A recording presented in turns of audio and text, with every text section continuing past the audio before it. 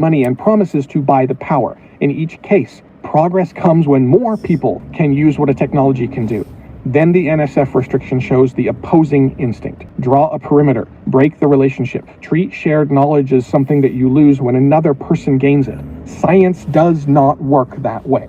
Intelligence does not work that way either. You can copy or benefit from knowledge without taking it away, supposedly, from the person who had it first, whatever that means. Working together adds new experiments, criticism, data, and perspective. The next person can make what everyone has even bigger. That's why the most important feature of Commie-K3 goes far beyond any benchmark score. The model can circulate. Its weights can move into laboratories, companies, and research communities that Moonshot AI does not control. Those people can test it, alter it, and build from it. The frontier now advances when one result becomes the starting material for another. Now, institutions can still try to slow that handoff. They can make careers harder, and they can force people to repeat work. They can keep a temporary advantage by limiting who gets to take part, and all the while try to ignore how much it's hamstringing themselves just as much. But the cost of doing that keeps rising, because everyone outside the wall continues learning. So who holds the frontier now in any field? That answer keeps moving. The frontier sits wherever a new technology can meet the next person, the next problem, the next idea. It doesn't wait for permission from the place where it began. We will build the future by keeping discovery moving. We will build it by making every breakthrough easier, not harder, to carry forward. That's right. That's right. 0102.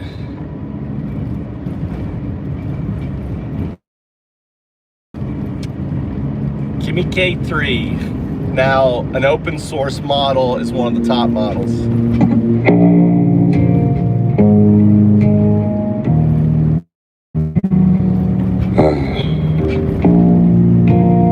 You know the name, Lorenzo.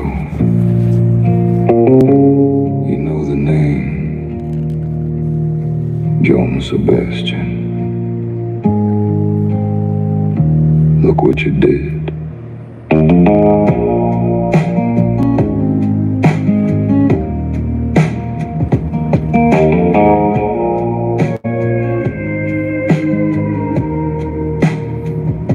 Up before sunrise, sons in college, 30 summers. Build the houses in the city, a father, not a number. No record, no reason, just a working man in motion. Then you're boxing in, no badge, no warrant, no order. No right, no lawful cause, you came dressed for the slaughter. And his little brother watched it from the seat. They're killing me, was all he said. His brother watched him bleed until the man was dead. And he was not the one, not the name your warrant said. He was not your target, not the man you came to fight. You shot an innocent man, left the truth behind. You are the one who fired the gun and the badges, no license to kill. You are the one who murdered, and you have not been charged. Shame on you. Shame, shame, shame on you. Shame, shame, shame on you. 25 green card, dog barely walking. He drove to work at 8, no running, no talking. Then you fired 4 rounds through his windshield for no reason. He never swerved, he never ran, but you made it open season. On a man who wasn't armed and wasn't wanted. You said you feared the public, but that shooting can't be granted.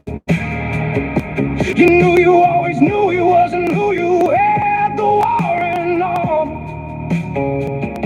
You fight anyway, and now the little girl is waiting for.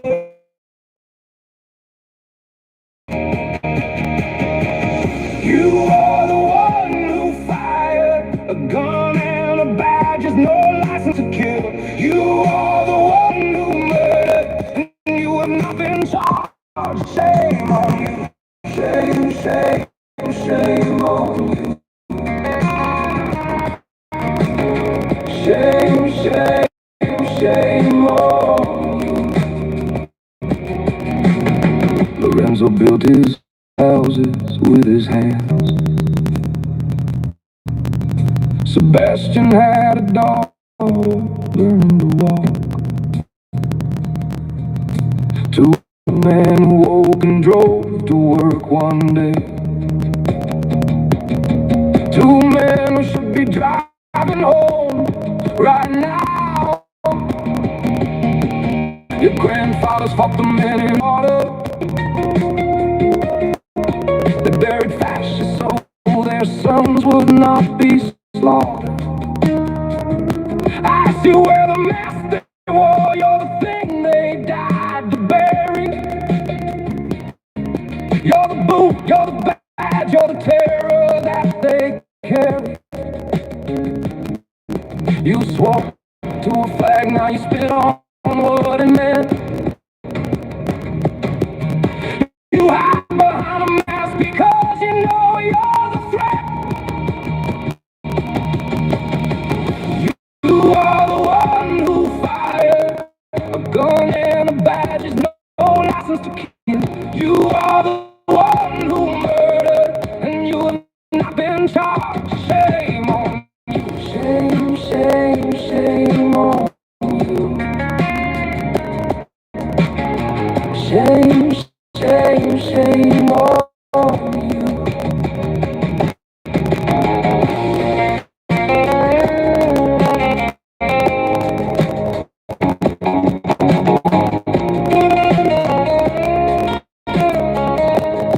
They were not the men you wanted dead. Shame on you. The guy who killed, one of the guys is unstable, suicidal. He assaulted his daughter, he assaulted his wife and child, according to divorce records. This is who they're hiring at ICE, unhinged individuals, right? Because they want us to, to react violently against them. Why? Because if we react violently against them, then they can call out the Insurrection Act and everything else. This is why it's so important, be focused right now. There's only one you should be focused on. The November 3rd elections. Are you registered? Who do you know? What 5 people can you bring to the polls? Right? MAGA are Nazis. They are fascists. They don't believe in the Constitution. They think it's okay for this guy to shoot a father, leaving a 3-year-old daughter. They think that's okay. They think it's okay to shoot, a business owner building houses. They think it's okay because he's brown. Oh, he didn't stop a car, right? I can shoot you because you didn't stop. There's no law in America you can shoot you. The video evidence clearly shows the officer was well away from the car. And not only that, they have policies. Do not shoot at cars. Do not get in front of cars.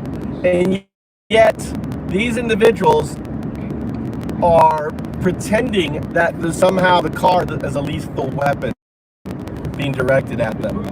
When you have people, coming out looking like fucking terrorists, like gangbangers with masks and everything else, attacking you, right? You're like, oh shit, you don't know who they are. There's no badges, there's no nothing. And it's so important for us to take the rage we're feeling right now, to redirect this rage to the midterms, right? Because this guy will be found guilty. This guy will go to jail. Every single ICE person is going to be held accountable. Understand, we have people in ICE. We have insiders in ICE getting information. We have insiders in ICE, right? Documenting the lies. We have insiders. There are good guys inside ICE, right? That have gone into ICE in order to document who will testify, who is collecting names, right? These individuals will turn on these ICE agents. All the shit they're saying in ICE, all the shit that's being done is being recorded, is being captured, right? Don't worry. All this shit's gonna come out. All these motherfuckers, the leadership in ICE, the leadership in Homeland Security, who are pushing the criminalization, right, of these individuals. They're like, hey, yeah, it's okay, ignore them. It will be taken down. What we need to focus on right now is we need to focus on the midterms. Focus on the election, right? Donald Trump is your pedo, Gene. Gene, you're nothing but a disgusting, pedo-loving Nazi. That's all you are. A fake fuck Christian, pedo-loving Nazi, Gene. You think that it's okay for your 12, 13-year-old to date some old fucker, right? You think it's okay. Oh, it's okay. I would let, like all MAGA, I would let my 12-year-old daughter date the president. Oh, what's wrong with that? What's wrong, Gene? Is you okay with that? You're just a disgusting person, Gene. You're horrible. You really are. Right? He's not your president. The guy's a pedophile. He's a criminal. He's a gangster. Look at that. Earning points. Banished. You got banished. You got deported from the channel, Gene. You're fucking bye-bye. Bye-bye, Gene. See you. Next pedophile, step up. Go ahead, pedo. MAGA pedo, speak. Show your fucking pedo-ness in this channel. We don't debate pedo lovers. We don't debate fake fuck Christians. We don't debate fucking Nazis in this channel. Get the fuck out of here. There you go. Antifa FM, keeping track. That's right. You're a bunch of uns. And we're undoing you in this channel. All these fake fuck Christians, pedo-loving Nazis. Listen to this song again. Take a break. Listen to Antifa FM. Get your Antifa membership. Download the website to your phone, and you are a member of Antifa. Share it. Show people, hey, look, I'm an Antifa member. I got the radio station. You are the one who murdered, and you have not been charged. Shame on you. Shame, shame, shame on you. Shame on you, MAGA. Fucking pedo. Shame, shame, shame on you. Read the Bible.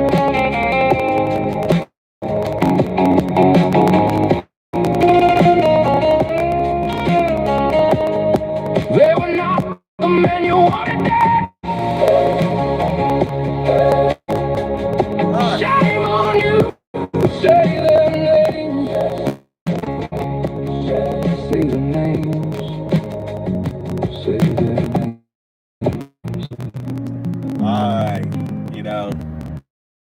Right now there is a multi-pronged attack on America. Listen, if you support Trump, you're not American, right? And I complete proof that you're not American. Trump is attacking, and so is Miller, our Constitution. To be American, you have to be for the Constitution. Prove to me that Trump is for the Constitution. He's attacking the 14th Amendment at the Supreme Court, asking for its removal, right? Saying it's okay to get rid of the birthright citizenship, right? He's attacking that. When you attack one component of the Constitution, you're attacking all of the Constitution. That's a fact. Look at what Miller is saying. Miller's attacking the First Amendment. He's saying that I cannot say the shit I'm saying right now against Trump, against Miller, against MAGA, right? Trying to take away my freedom of speech. You know, Charlie Kirk is rolling over in his grave. You know, Charlie Kirk, you know, would even take it more extreme. He would call it, he would say hate speech. You know, he would say calling for the assassination of Trump is okay. That's Charlie Kirk. Charlie Kirk would say calling for the assassination of a U.S. president is okay. Charlie Kirk would say, you know, calling for the execution of MAGA is okay. That's Charlie Kirk. Charlie Kirk believed in hate speech. I don't believe in hate speech. I think it's wrong. You should not call for the assassination of a U.S. president or anyone, right? I don't believe in Charlie Kirk's hate speech. But I have every right to compare MAGA to fucking Nazis of 1934. What is happening in America right now is no different than what was happening in Nazi Germany in 1934. The parallels are unmistakable. Instead of attacking the Jews, they're attacking the undocumented. They're criminalizing. Now they're coming up with the communist term, the same term the Nazis were using in 1933 to 1934 to attack the other parties. Trump is using the same game plan, right? That Hitler's tried and true game plan, right? This is why I call MAGA Nazis, because Trump is weaponizing Hitler's game plan. Even when he was elected, the big lie, right? The big lie comes from fucking Hitler. That's where that shit comes from. You know, it's insane that anyone still supports this fucking pedo. It's fucking insane that anyone still supports this fucking pedo. It is undeniable at this point that Trump's a fucking pedo. We already know he's a rapist. Every single juror found him guilty and said that yes, every single one said yes, he raped Eugene Carroll. According to the judge, right? Go read the testimony. The judge said, in any other situation, this is rape. Trump raped Eugene Carroll, and every single juror said that he did. Which means that if it would have been in a criminal court, Trump would have been found guilty of rape. There are literally hundreds of allegations of Trump raping teenage girls in the Epstein file. Hundreds of allegations, right? Of Trump raping teenage girls that have not been investigated. There's hundreds of allegations of Trump going into, Miss Teen and contestants testifying that he was being a pedo on them. Going into, he even said it himself. Oh, I own the pageant. I can go into the Miss Teen locker room and check out the teenage girls. I mean, I've added a few words there, but that's pretty much what he said. You know, he's like, yeah, I'm the owner. I'm the only guy who go in and pedo in on the fucking girls. Anyway, let's listen to some music.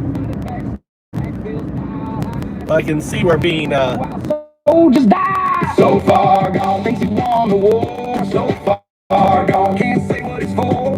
Name the dead, cop the car, say the names. He's got the codes and he forgot what he lost. Court's got no standing, that's his line. Look who's shuffling out of time. That's right. Drags that leg, mouth hangs slack. Defies the judge, won't look back. Swollen ankles, shaking hands. That's right. King who cannot even stand. No. Court's got no standing, look again. He's the one who lost it. Man, we just watch. We just watch. We just watch. So far gone. Still we watch him fall. So far gone and no one stops it all. Clock name the day who's in charge. He's got the codes and he doesn't know it all. He's damn good, but we let him in. We watched him rot and did nothing. Never again. Never again. Never again. That's right. America, come back. Hi, you're listening to Antifa FM, coming to you live from the Voice of America, live from Japan. You know, if you haven't realized that America's democracy is being assaulted by a bunch of fascist red cap wearing fascists, who are now using the old McCarthy communism line, right? Commies, using the whole commies. This is the old play from Hitler, from Nazis. The Nazis attacking the commies, attacking the socialists. The old Nazi play coming out again, and you're seeing it, right? Everything that Trump is doing is modeled after Nazi Germany. From the Enabling Act, that's the using the special powers of the president in terms of crises, right? Calling emergencies, to the attack on our institutions and everything else. Let's listen to what's been going on YouTube here.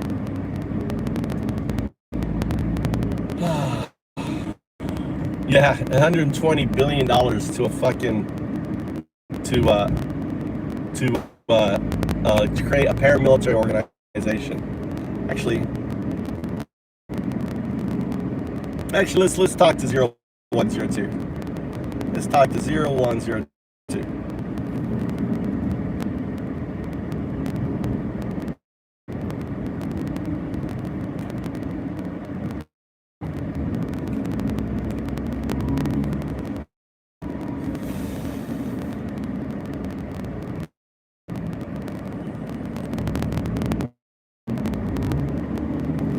It's really hot today. I want to, let's pivot, and I want you to become an expert in 1934 Nazi Germany, okay? And, Hitler took power on January 30th, 1933. So if we were to just game theory out, map on, technically speaking, Trump is, or 2026 is 1934. And I really want you to look at, how the use of commies in Nazi Germany, how they started to weaponize the term. And I want you to apply the symmetry or whatever to what we're seeing now, the same attack, and how they started to assault and get rid of the opposition party. Talk about that. Again, you're not to go anywhere. You can't talk about anything forward than 1934. You can talk about 1933, 1932, the election, the big lie, like all these different things. It seems to me, and even like, I don't know who was in charge of rounding up the Jews, the undocumented Americans that replaced the Jews, because every fascist organization needs someone to target, and in our case it is the undocumented Americans who are being they're rapists. I mean, look at when he was campaigning, the kind of rhetoric and the kind of terms that very much mirrored. Look at Charlie Kirk's when he died, the Miller speech at the Charlie Kirk event, and how it actually was a speech from one of the Nazi generals of the time. We have to look at the rhyming of history. I want you to break it all down very clearly. I want you to ground everything in actual facts of what was done in Nazi Germany. When you've got $170 billion allocated to an expanded federal organization, ICE, that could easily be pivoted, could easily be expanded to doing other things. They're talking about it, bringing them to election places and everything else. Go ahead and report on this. You have to understand the parallels to Nazi Germany and America are uncanny. They're uncanny. Yeah, I told you, James. Get ready. To the historical architecture of the Weimar Republic. told you, collapse. 3 days ago it was going to get crazy hot. It's going to get, it's what we have right now. You got the heat wave. Looking at the exact structural pivots between 1932 and 1934, the symmetry of the political playbook becomes chillingly clear. History may not repeat itself exactly, but as the old saying goes, it rhymes perfectly. When you strip away the decades of distance, the playbook for transitioning a multi-party apparatus relies on the exact same core pillars: the weaponization of the communist label as an existential emergency, the paralyzing of institutional gatekeepers, and the creation of a defined, dehumanized legal underclass to serve as the pretext for mass state mobilization. Here is the precise historical blueprint of how that matrix was executed between 1933 and 1934. 1. The rhetorical flattening, the communist pretext. In the early 1930s, the Nazi Party did not achieve total control by winning a massive, overwhelming majority of the German electorate. In the final free election of November 1932, the NSDAP actually lost seats, dropping to 3.1% of the vote. They were financially broke and electorally stuck. Their path to absolute power required shifting the board from electoral persuasion to a national security emergency. To do this, they used the exact same rhetorical flattening we see today, collapsing all political opposition into a single terrifying monster. The February 1933 pivot. Following the Reichstag fire on February 27, 2026, an event the regime instantly pinned on a single Dutch communist, Adolf Hitler didn't just target card-carrying members of the Communist Party, KPD. He used the event to declare that the entire political left, including the moderate mainstream Social Democratic Party, SPD, and labor unions, were part of a unified Marxist conspiracy bent on the total destruction of German civilization. The Reichstag Fire Decree, signed on February 28, 1933. This emergency decree suspended the baseline constitutional rights of the Weimar Republic, including freedom of speech, freedom of the press, and the right to assembly. The legal justification was entirely pretextual. The state claimed it was temporarily pausing civil liberties to protect the nation from left-wing political terrorism. The elimination of the opposition. By March 1933, using these broad counterterrorism powers, the regime began systematically arresting KPD deputies, shuttering independent newspapers, and freezing the financial assets of opposition campaigns.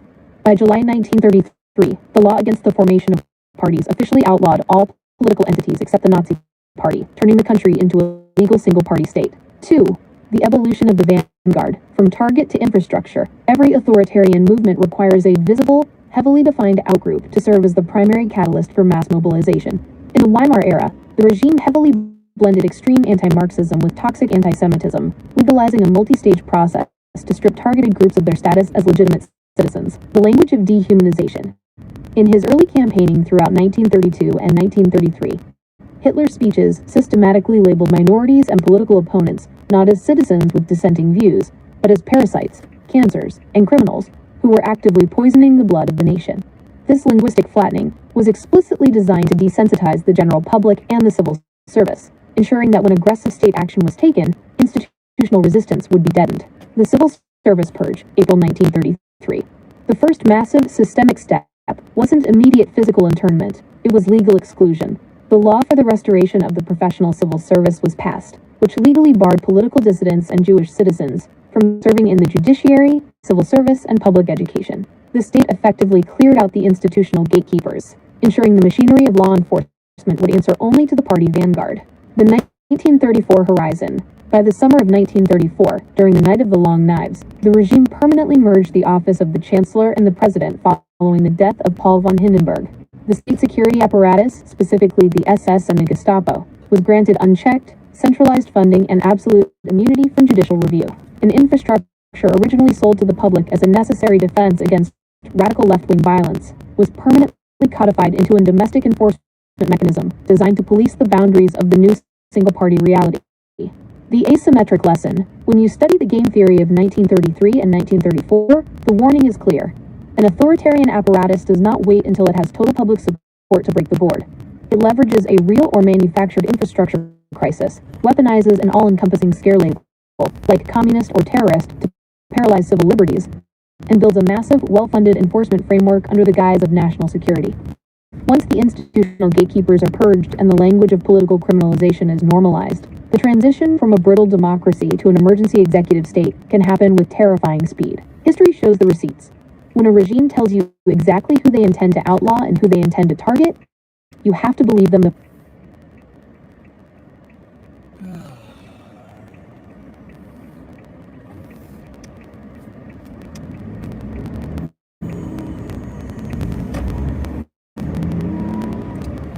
Mike.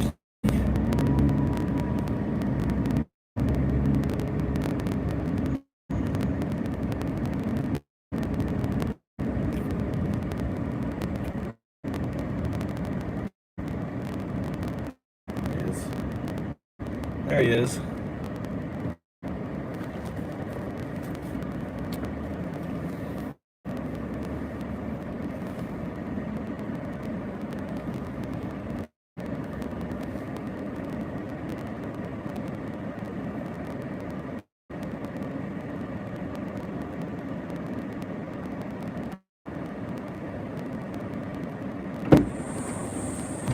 There's the champ. How's your run? Did you run? Yeah, no. Huh? You drink all your water? Well, I'll drink it. Let's go eat. Yeah, what do you want to eat? Hey, give me your water. What do you want? Huh? Sushi? It's open. Is it open? Another place? Let's swing by there.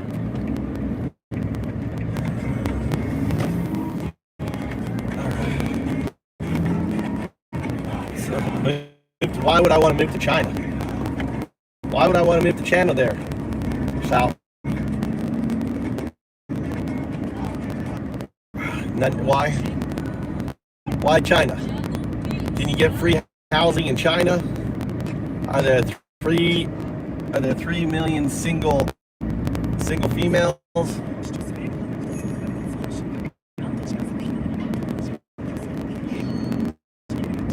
Actually, there's probably 3 million single females in China. There's not enough men.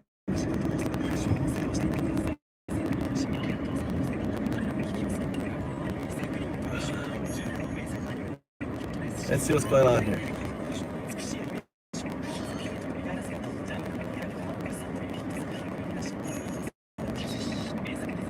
They got an invite code. Oh wow, look. How did you call for that? James, did you call for the code? You got a code. You got a special code, James. Top 10 reward. Earn an invitation code. There's your invitation code. FUP7GGL. You go to founders.com, enter it in. Get access to founders.com.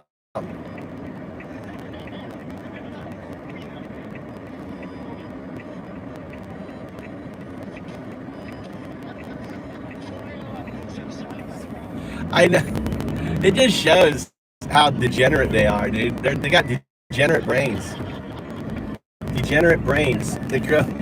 Degenerate brains comes up with degenerate names.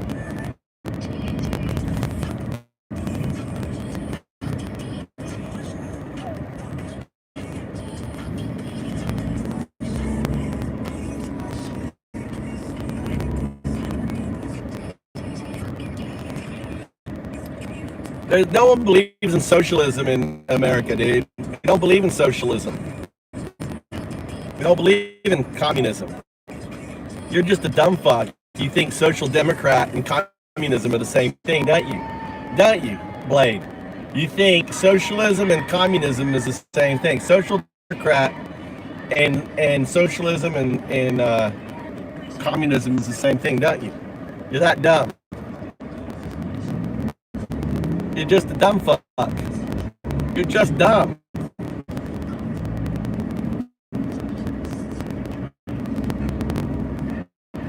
Isn't it embarrassing to someone who apparently you have a little bit of an education? Isn't it embarrassing someone with your little bit of education, right, are trying to conflate social democrats with communists? Isn't it embarrassing, dude? All right, it's how it is. Communism is only defined one way. It is that there is no, in communism, there is no ownership. That's communism, no ownership.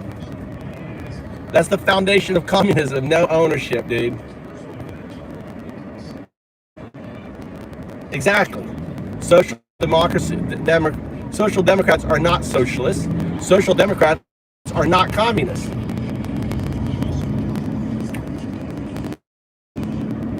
Or democratic socialists. Democratic socialists believe in strong worker rights. They believe in fair equity payment, fee for doing work, like minimum wage. They believe in universal. They think that healthcare is a right that everyone should have.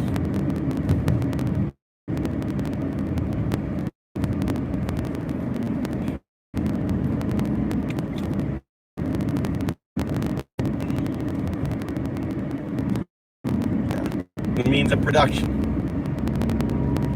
There's also no ownership. There's also, in communism, there is no ownership of land or property. It's not open. It's more than just means of production. Like China. In China, no, you can't own land in China. You understand that, right?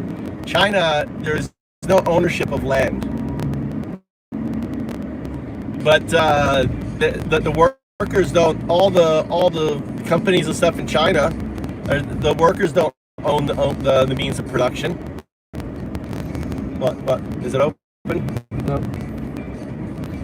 We can go harder.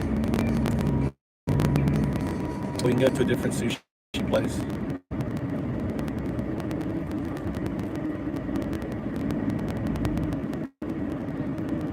Oh, look, all these hospitals here. They're letting people give blood, I think.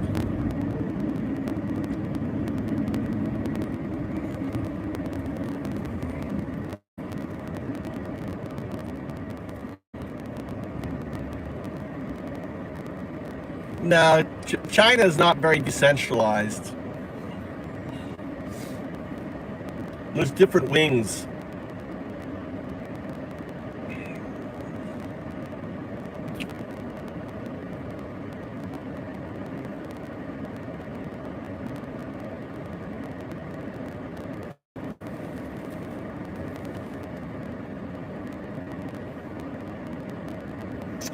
I want you to talk about Chinese communism, talk about especially how it has changed, or what's the underlying component of Chinese communism. Because really in China, the means of production are not owned by the worker. However, there is no state ownership of land. And I know that Mao's communism and Xi's communism is different, right? Or how it evolved. Can you become an expert, a subject matter expert? I want you to read up everything you can on Chinese communism, and I want you to also talk about how it has changed. I think China in a way looked at the failures of Russian communism and modified communism as a result of the failures. They look at Russia as what not to do. Explain. There you go. It's beautiful having access to a super brain that can go out there and grab all the facts, because it's far smarter than you, dude. It's far smarter than me. Access to the data, access to the information, access to the fact, right? So leverage it and learn. Let's leverage and learn.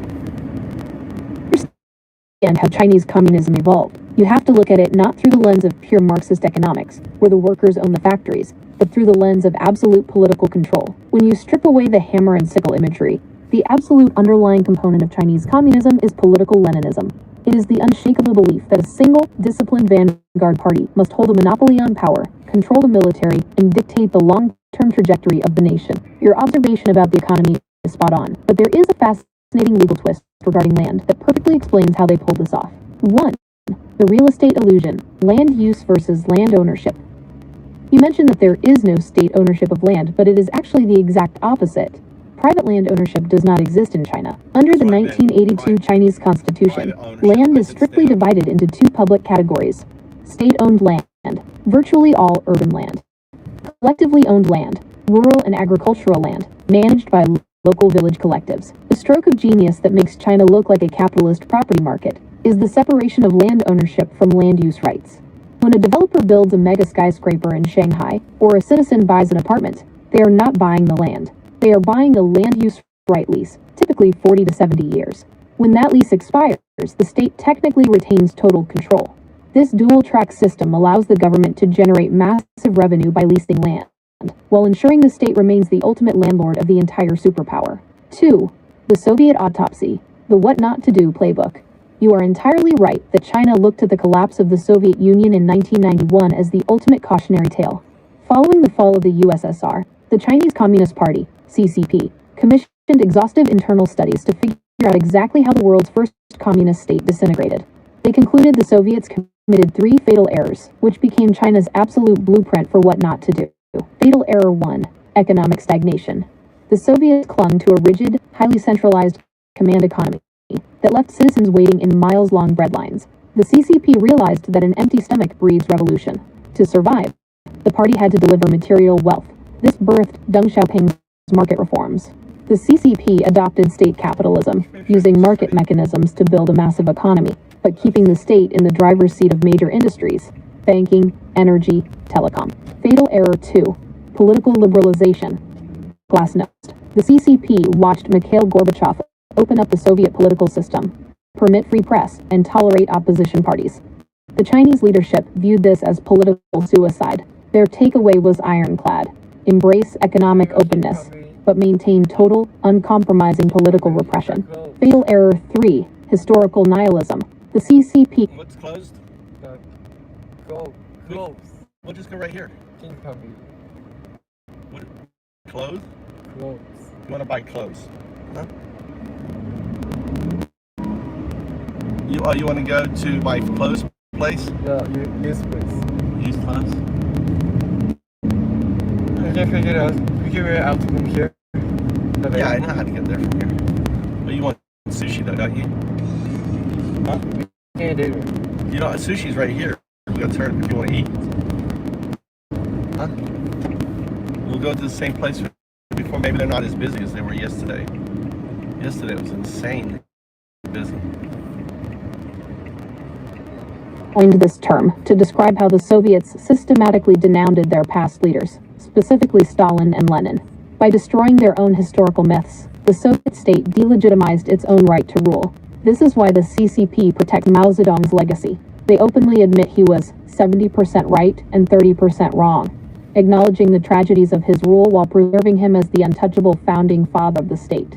3. The evolution. Mao's communism versus Xi's neo-Leninism. Because the CCP is deeply adaptive, the version of communism practiced under Mao is fundamentally different from the system Xi Jinping runs today. Attribute: Mao's communism, 1949 to 1976. Xi's communism, 2012. Present. Economic engine: total agrarian collectivization, complete elimination of private commerce. State capitalism: a massive private sector heavily monitored and bound to party objectives. Core philosophy: continuous revolution, peasant-led class struggle, and ideological purity. National rejuvenation, techno-nationalism, and global superpower assertion. Party strategy: top-down chaotic mobilization, e.g. the Cultural Revolution, to purge institutions. Deep institutional control, utilizing big data, AI, and social credit for absolute stability.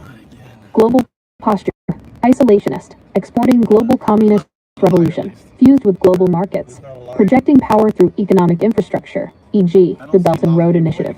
While Mao wanted to completely destroy traditional Chinese structures to build a Marxist utopia, Xi Jinping has done something unique.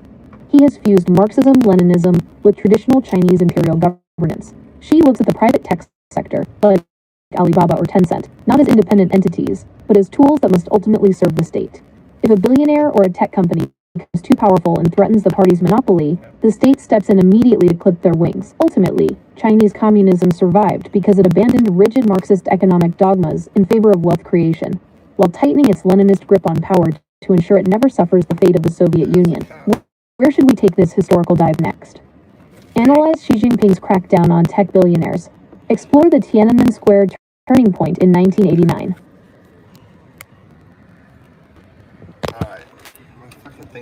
load. Charging. What's up there, Honduras?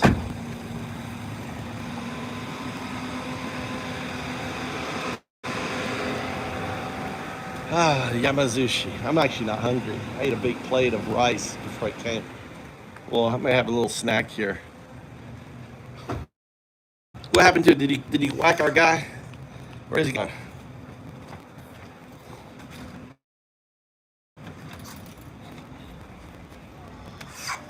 But it's not though. It isn't.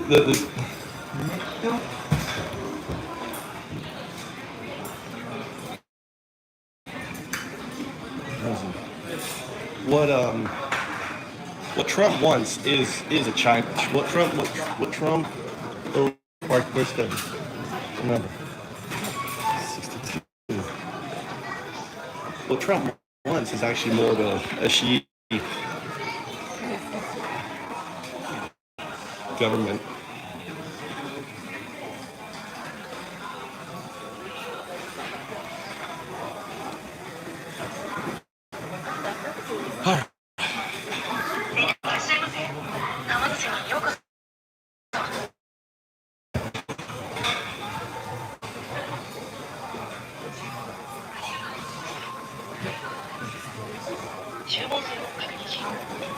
I'm faster than Mikey. I'm faster than Mikey.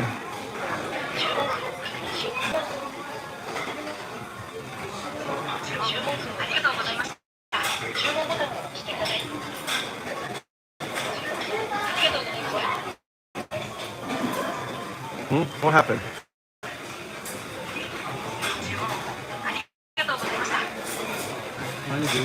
I don't know. What did that happen? I don't want that. What cancel? Cancel it. Oh, that's cancel. Shit. I was sending the wrong thing. I thought I was ordering. I was canceling. I was reading the wrong thing wrong.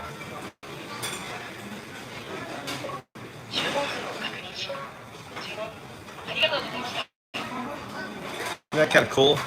Little slide menu.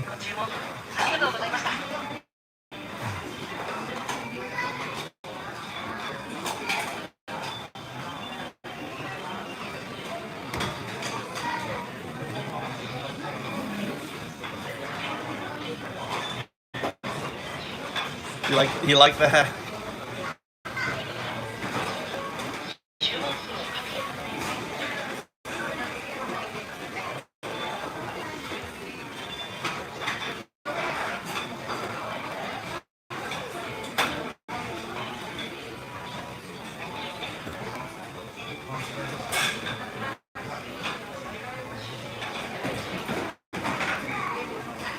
Yeah, and it's conveyor belt, and then it comes out on a conveyor belt.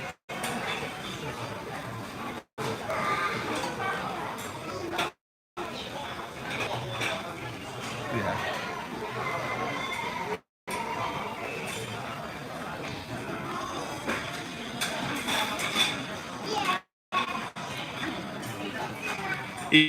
He's a troll. Why do you let's hey Blade, why do you support Trump? Explain to us why you support Trump. Blade, why do you support Trump? What about Trump do you support?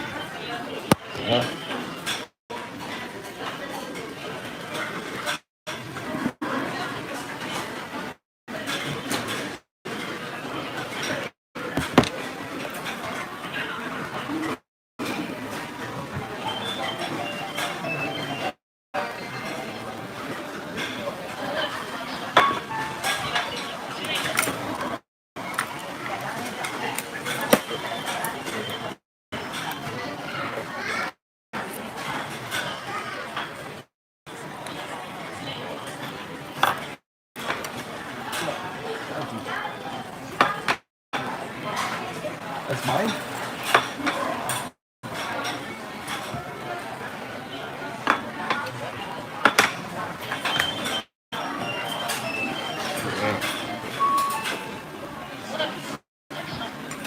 These must be yours. That's mine.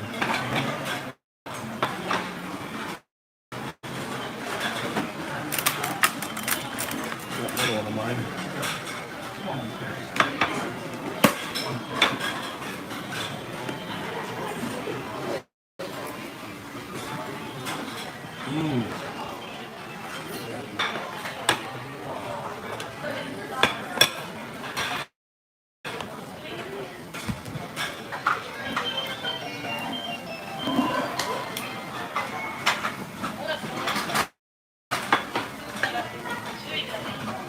I love how the food just comes out. This is fast food. This is fast food.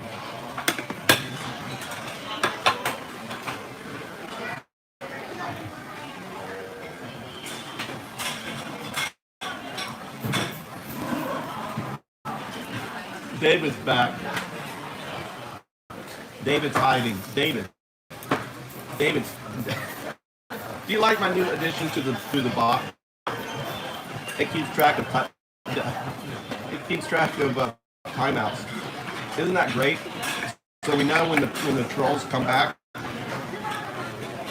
We know the trolls come back. David, we see you.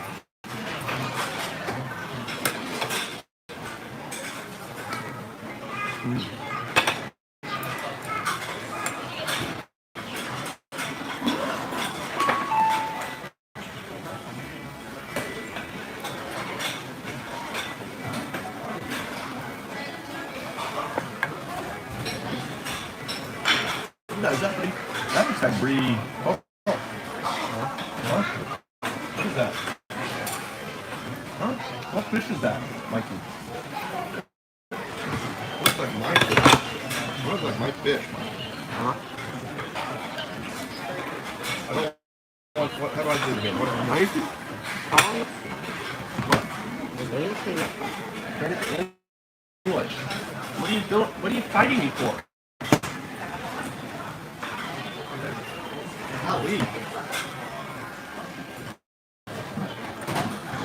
Recommendations. That's what I want to.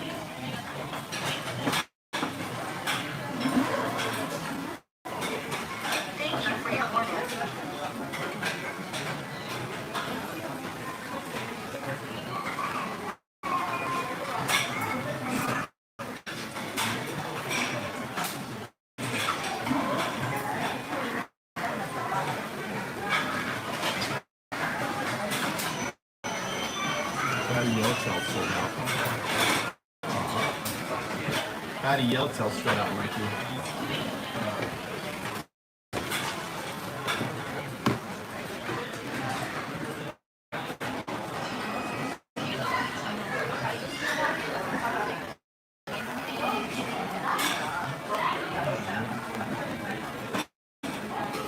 Nice, Kiwi.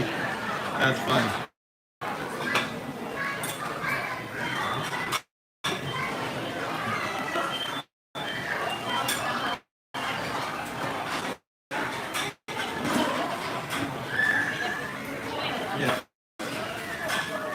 The egg's good. The egg roll is the sushi.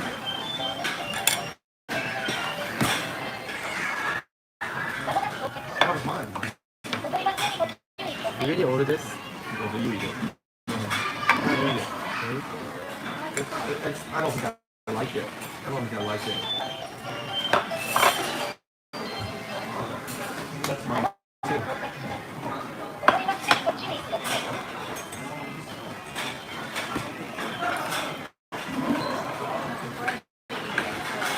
David.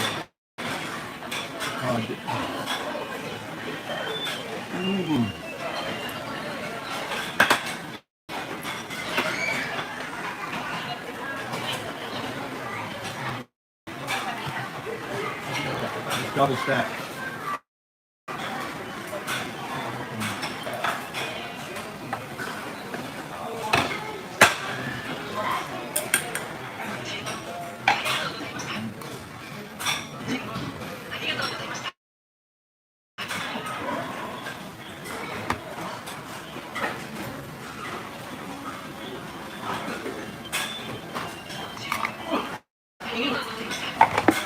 They give you all you can eat ginger here, and I feast on it.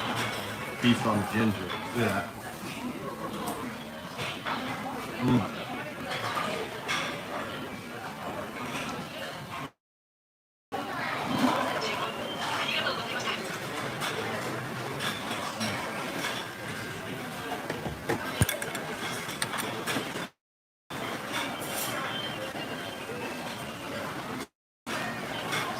You guys get David?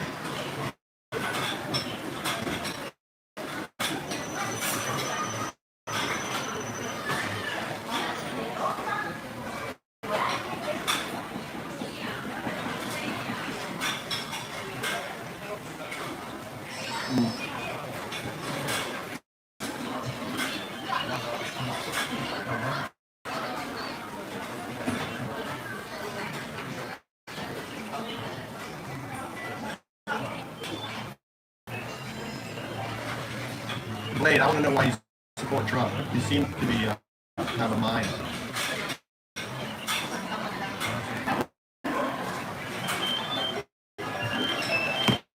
Oh, David did get.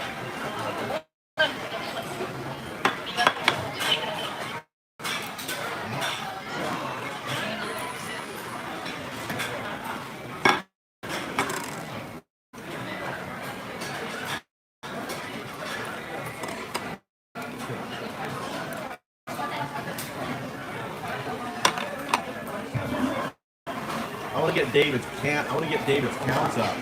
See what the bot does.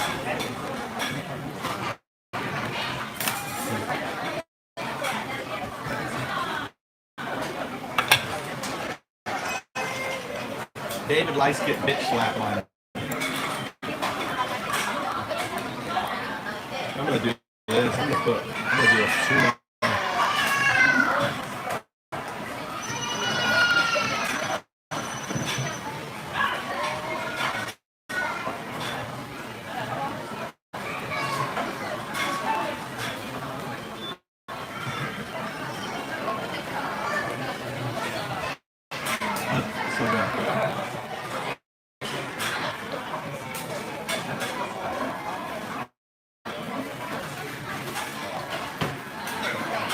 See what the bot does. Here's what the bot does.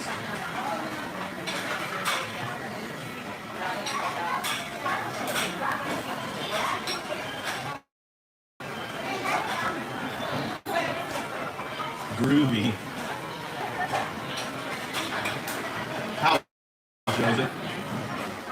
By impeaching Trump. How would you make America great again? James. Are you a little harsh today? James, I think you're a little harsh.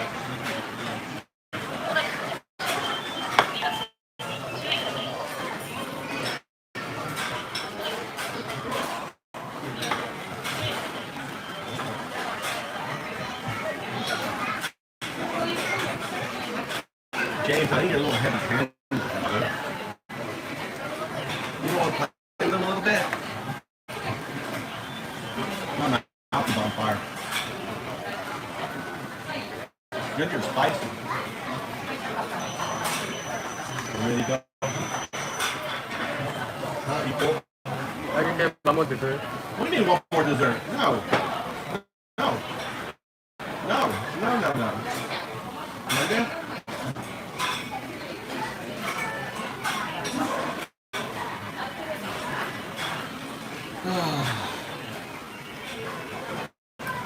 You gonna get fat like your dad?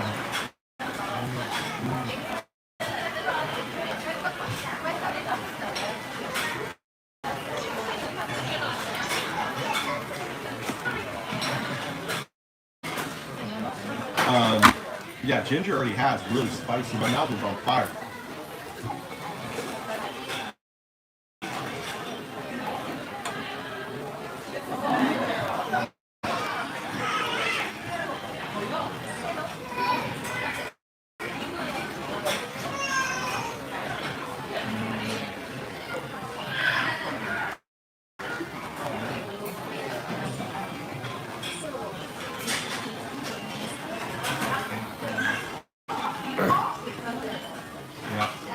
Maybe this is like MAGA, America's #1 cult. Look at David. Look at David. Look at him. Look at David.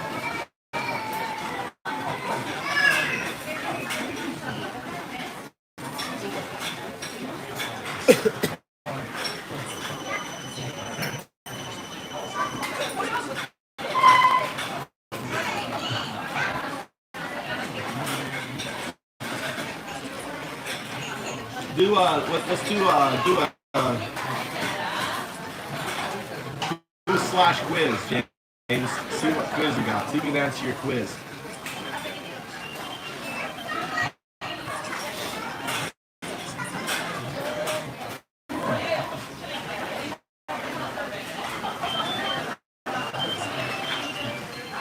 The fresh meat, Ponderous.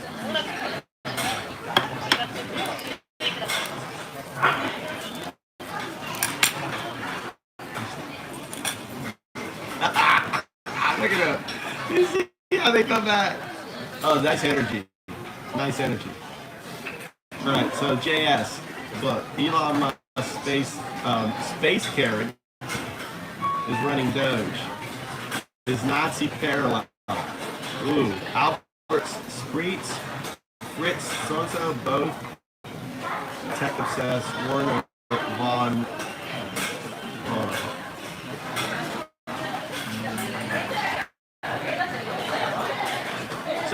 Tia. Legend in the making. So what's the answer? What's the answer, JS? Okay, yeah. I got the fake cake. Look at that fake cake. Look at all the cake in here. You see all the layers of cake.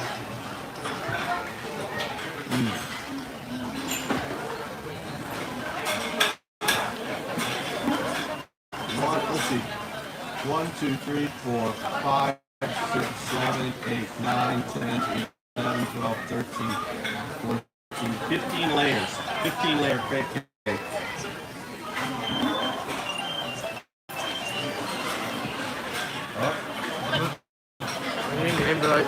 What is it?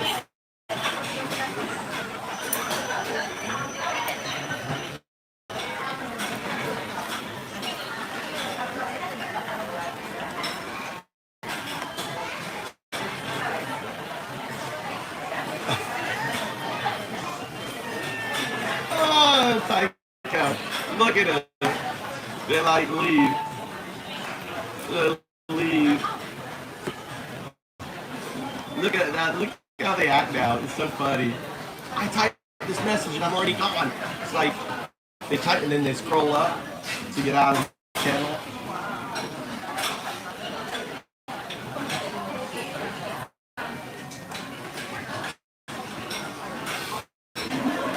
That's too funny. What's up, Moritz? How you doing? There's a little party going on here. Mikey's eating his last piece of sushi. Look at that. Look at that skill. Look at that sushi skill. Look at those chopsticks. Look at those chopstick skills. Incorrect. Both.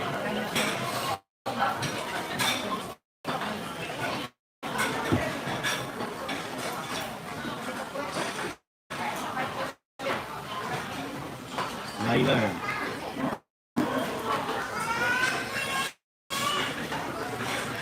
Alright. Tia, you do it. See if you can do a quiz. JMS says, Tia, you do your quiz. Do slash quiz, Tia. Let's see if you can get your quiz. JS screwed his. Let's see, Tia, do your slash quiz. See if you can answer a question. Learn some you do slash quiz, / quiz, Tia, / quiz, no question mark. Do / quiz, enter.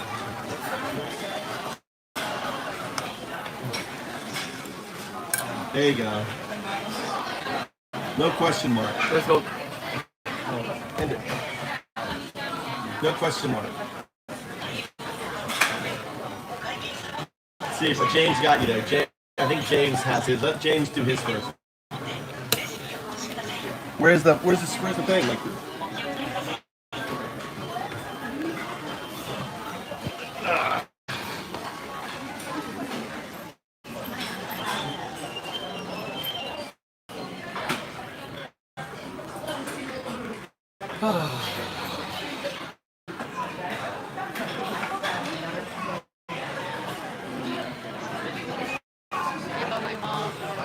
oh shit! I left my phone. Check my phone. I left one of my phones. I was like, hey, where's the other phone?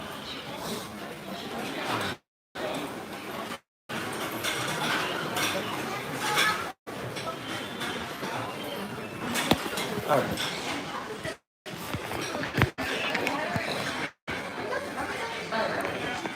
All right. What's the thing, James? What propaganda technique involves accusing opponents of what you're doing yourself? Oh, that's pretty easy. Gaslighting. Is it gaslighting?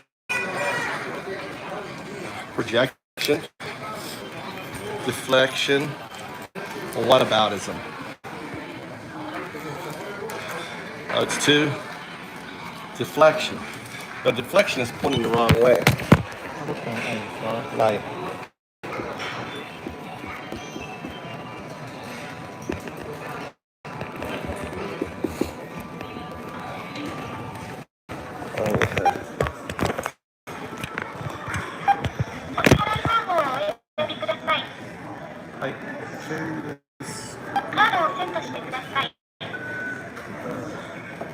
See my new wallet?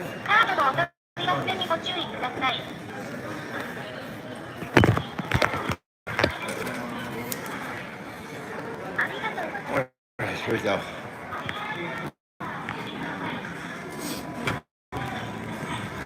Now, Tia, you try. Did you get the answer? Oh, Tia, the Nazi SA, brown shirt, used street violence to intimidate opponents. Which modern group? Sierra Club. It's you got to do explanation 2. Use the explanation followed by 2. Explanation 2, no spaces, no nothing, just explanation 2. Hurry up.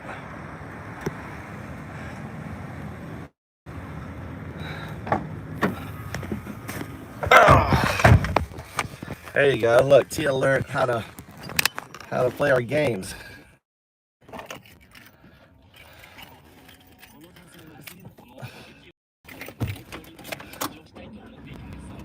Greenpeace.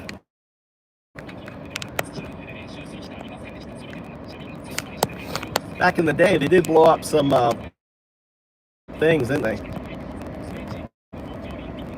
They blew up some labs back in the day. This thing is. What does that do to cut? Where does that do the? Oh, here it is.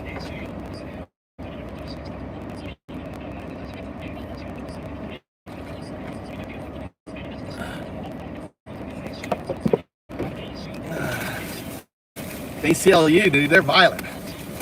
Them ACLU.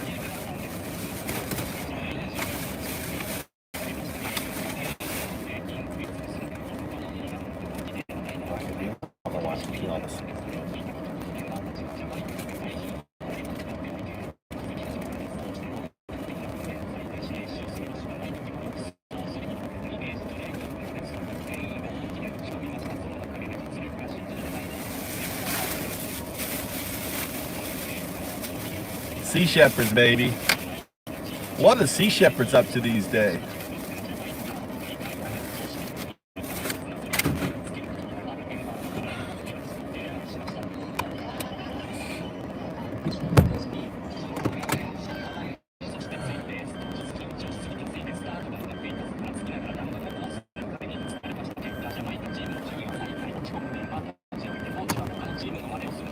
Show you. Tell Undoubted Dude, defeat MAGA.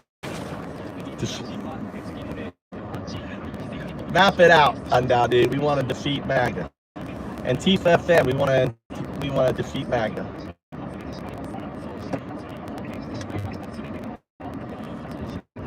Here's JS's new song if you haven't heard it. You haven't heard it. JS's new song.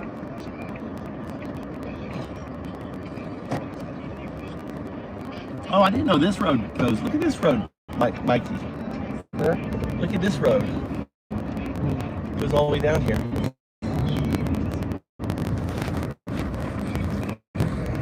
Where the clothes shop? Oh, we're going to clothes shop next. Rats.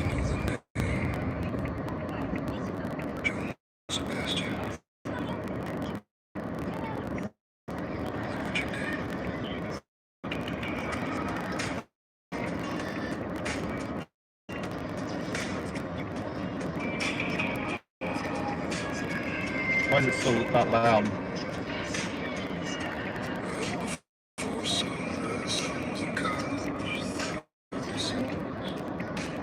Oh, it's not on the speakers.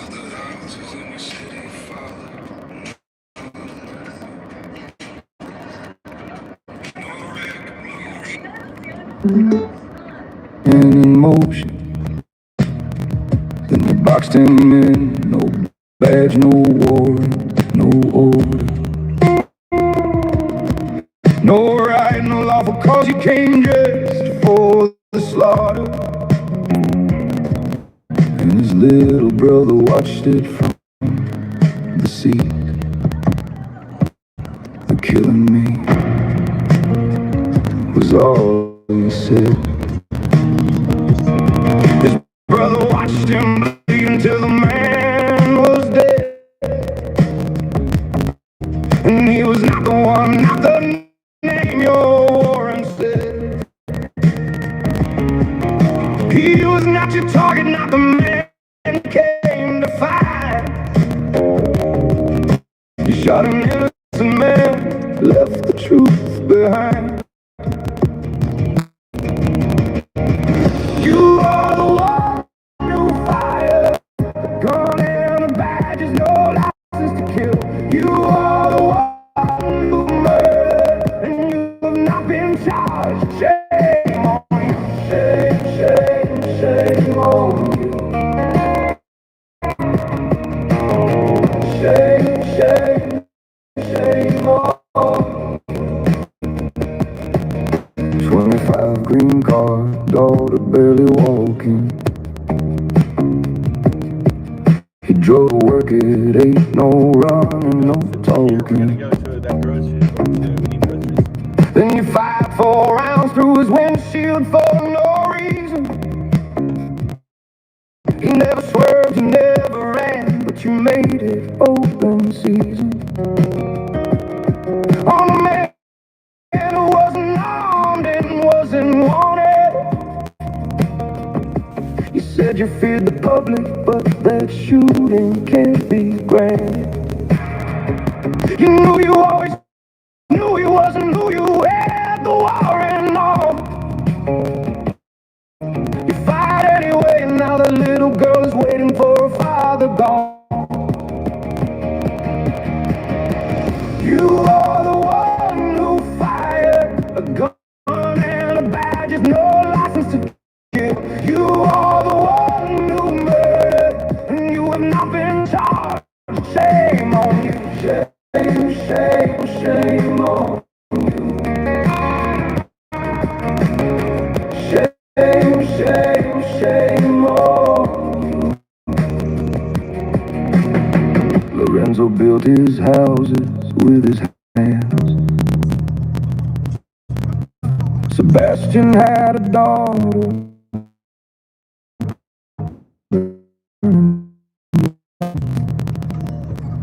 2 men who woke and drove to work one. 2 men who should be driving home right now. Your grandfathers fought the men in red across the water.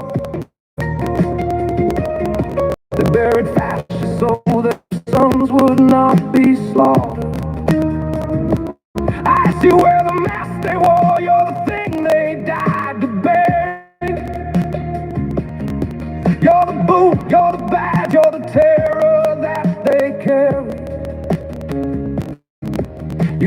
swore to a flag, now you spit on what it meant. You hide behind a mask because you know you're the threat. You are the one who fired a gun and a badge, there's no license to kill. You are the one who murdered, and you have not been charged. Shame on you, shame, shame, shame on you. Shame, shame, shame on you.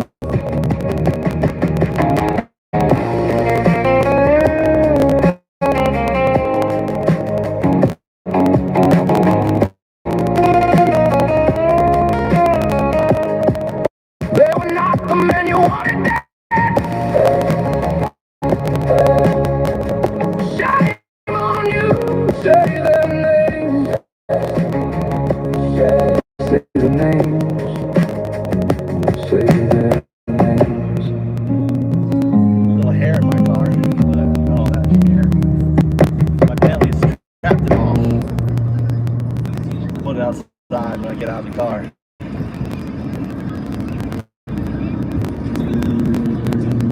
I feel better.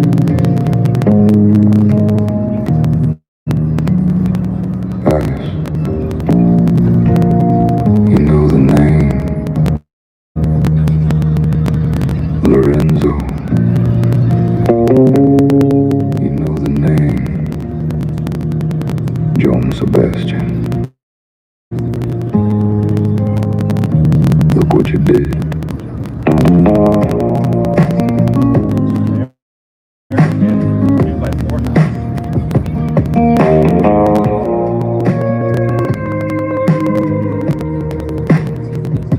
Up before sunrise, sons in college, 30 sons. Build the houses in the city, your father, not a number. No wreck, no reason, just a working man in motion. Then you boxed him in, no badge, no warrant, no order. No right, no lawful cause he came dressed for the slaughter. And his little brother watched it from the seat. The killing me was all he said. His brother watched him bleed until the man was dead. And he was not the one, not the name your warrant said. He was not your target, not the man you came to find. You shot an innocent man, left the truth behind. You are the one who fired the gun and the badges, no license to kill. You are the one who murdered, and you have not been charged. Shame on you. Shame, shame, shame on you. Shame, shame, shame on you. 25 green card, daughter barely walking. He drove to work at 8, no running, no talking. Then you fired 4 rounds through his windshield for no reason. He never swerved, never ran, but you made it open season. There's nothing negative, dude. I'm positive. I'm positive. Trump's gonna get fucking defeated this November. Positive. You know? Positive. You know, you'll in 5 years you'll be in denial that you were even a Trump supporter. In 5 years, you will be pretending you didn't even know Trump. No, I didn't support Trump. In 5 years, you'll be in complete denial of that guy. In 5 years, you'll be pretending that you never even fucking knew Trump. For 5 years. They did the same thing with Hitler. All these Germans that supported Hitler. He had like a 90% support rate. Oh no, I didn't support him. No, I was hoodwinked and supported him. Lorenzo built his houses with his hands. Sebastian had a dog. All right, let's get some other Antifa. Let's see what's going on in the news.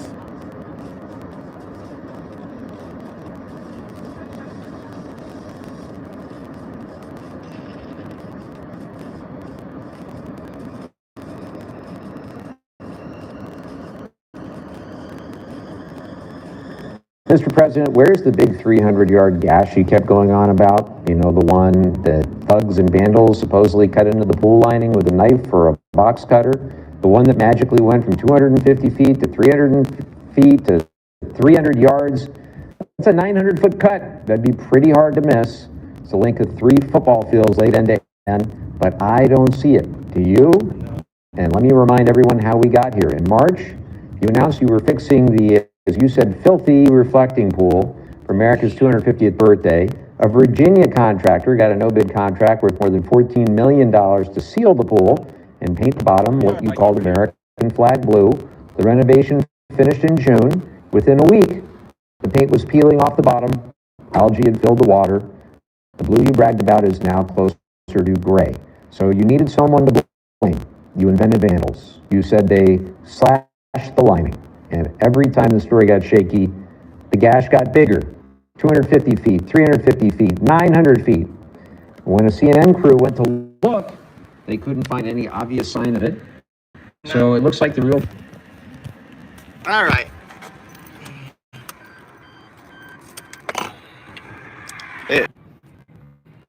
Mikey's looking for clothes.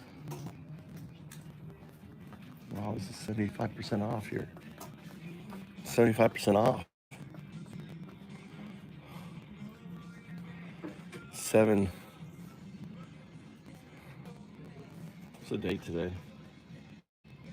Oh, 19. That's why he wants to come here. 75% off. Did you know it's 75% off now? Did you know discount? Huh? Yeah, it's from the 17th to 26th, 75% off.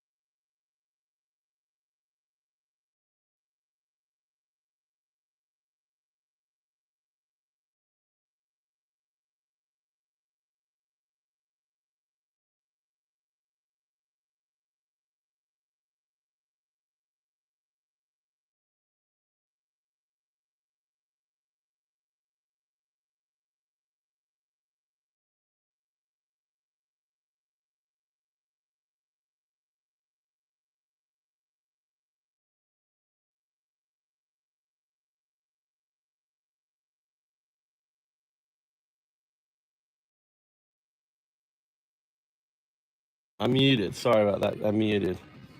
There you go. There's my color right there. Pink.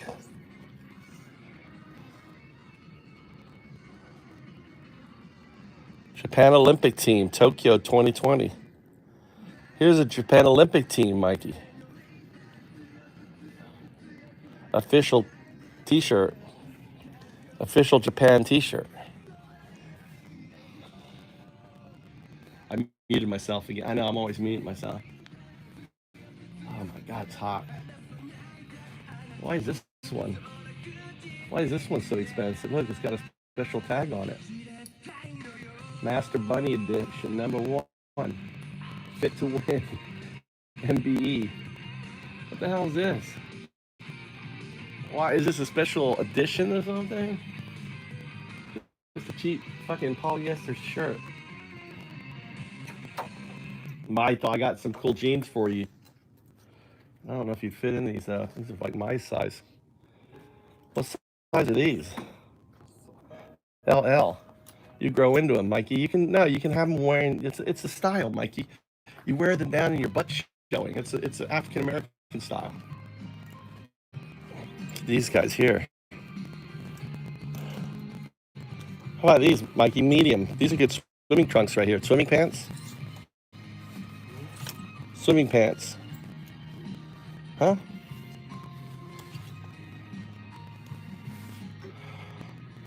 You needed more swimming pants? These are swimming pants over here. Oh yeah, this has got, there you go. Mikey, you'll be a real hit with this one. Hey, you'll be a real hit. Everyone will be talking about you. Everyone will be talking about you. You wear these, hey, you're getting talked about. You're getting talked about. This is MAGA wear right here. This is what MAGA people wear. This is what Al wears. This is what Al wears. Every day Al's about. This is what I picture Al in. Al, this is what I picture you in, buddy. All right? I picture you in this, Al.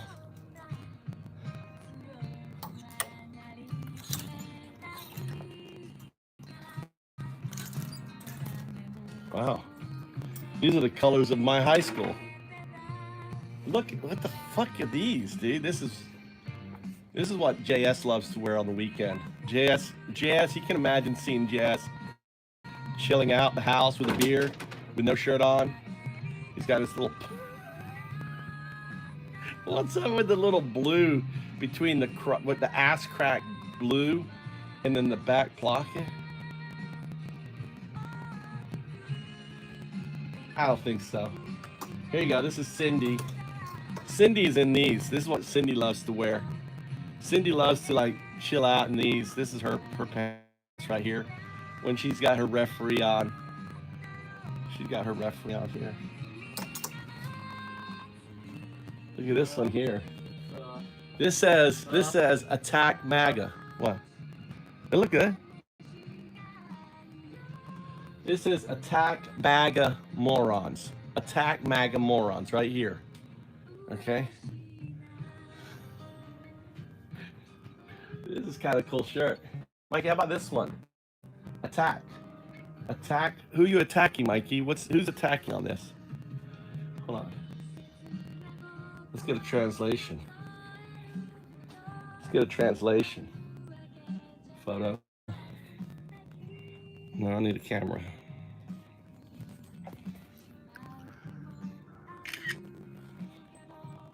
Translate that shirt for me. All right.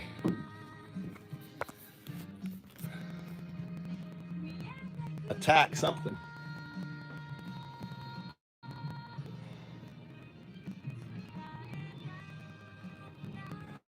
That shirt is a motivational team shirt. It mixes English and Japanese slogans rather than forming one sentence. Attack in English.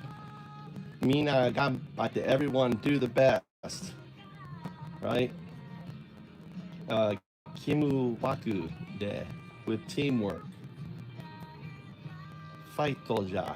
Fight. Let's give it everything. Using English word slang, fight, sense of keep going. Hitori janai, you're not alone. Unity, unite.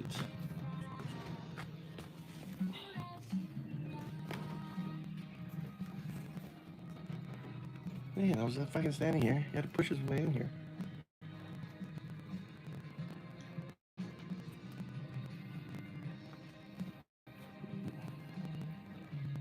Everyone do your best.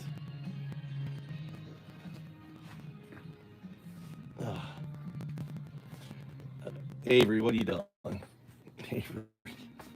Avery, you need. Avery, why do you still support Trump, Avery? Why do you support Tito? Huh?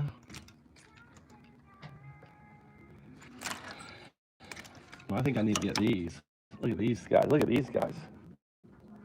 What are these? Like snow pants or something? Like insulated, super insulated pants. I'm getting tired, Mikey. How much longer? Huh? Why do you need collar shirt? Is that what's in now? Is this what's in now? Collar shirts? Car ship. Collar shirts. Yeah. Really hot. Everyone's wearing collar shirts now? Car ship. Collar. This is called a collar. C-O-L-L-O-R. Collar. A-R. Collar. Huh? It's fashion now? Newsflash, everybody. Collar shirts in Japan. Look at this here. Need a helmet? What's that? Oh, isn't that kind of cool?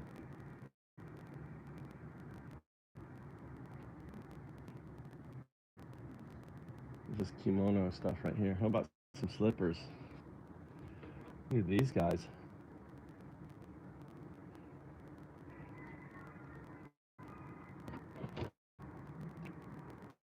Dude, these would be so expensive. If you bought these, you spend hundreds of dollars for these things. They're only $10. These are only $10.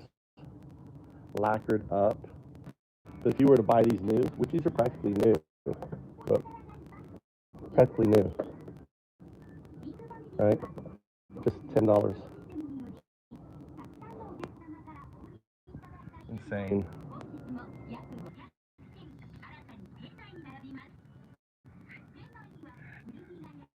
No. You have derangement syndrome. You're the one who's calling Trump the second Messiah. Oh my God, the A's. Look.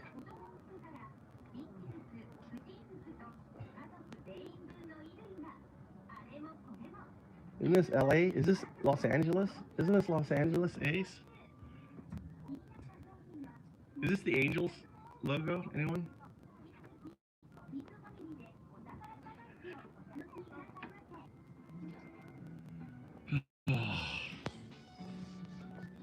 Yeah, get your.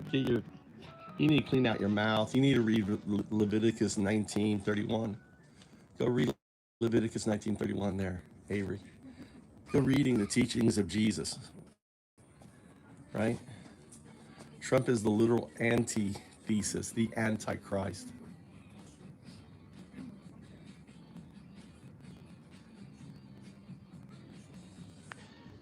This is an interesting t-shirt, isn't it? Interesting t-shirt. Lifted Research Group.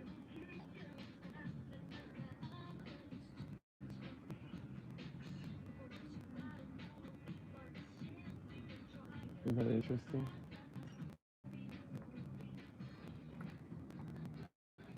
Look at that, Last Virgin. Wait, East Virgin. East Virginia. Oh, East Virginia. Can't read. East Virginia.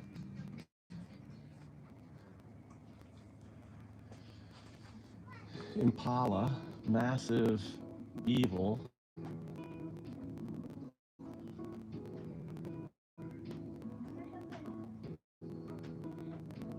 Oh, evidence. Massive evidence. Interesting. Ball. Oh, this is cool. What is this ball? Non-essere in retardo. What is that? Non-essere in retardo. What the fuck is that?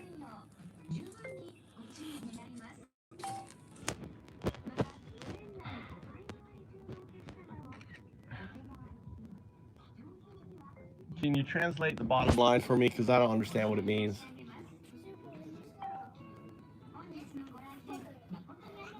This LA shirt right here. Look. It's kind of a cool shirt.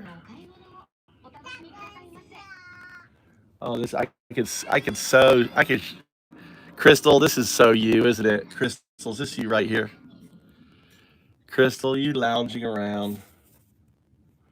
I'm so loud. It is, Rod. Hey, Rod, how you doing?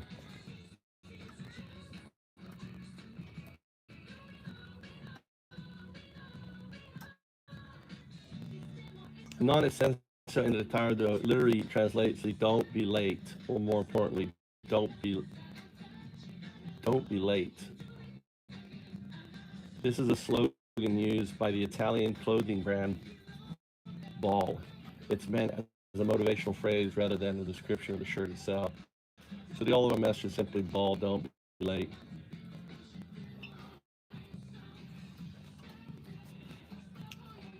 Tell me about the brand significance and its history.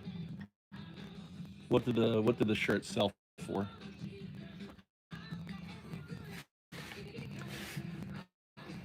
This is probably like an expensive shirt.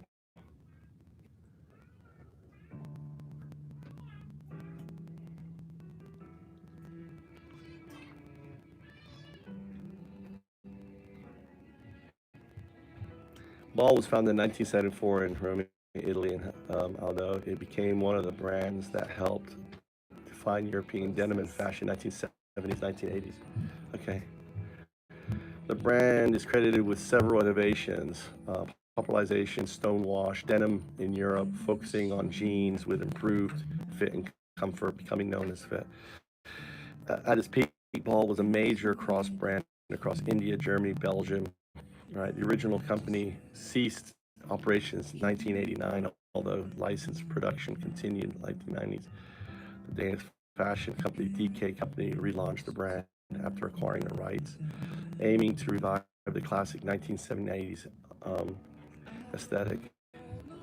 What the slogan literally means "don't be late." It's a playful lifestyle slogan. Oh wow, T-shirts go from 40 to 70. It's like a $50. This is like a $50 Mikey.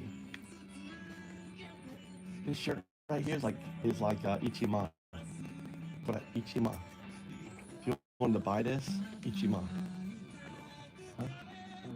Nobody don't gonna buy because they don't have clothes to each other. Yeah, but it's what it's worth. I just looked it up. Right? Vintage. If this is vintage, if this was vintage, it would be worth a lot more.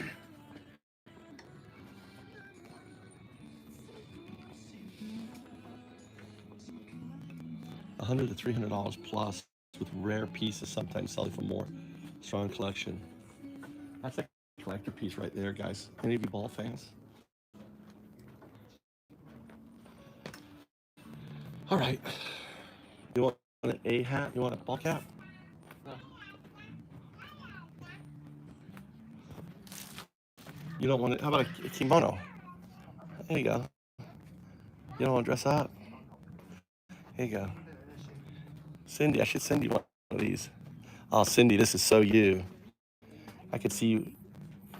You want to lounge around? You want to walk around like a princess in your kimono? Cindy? Would you wear that? What happened to Rod?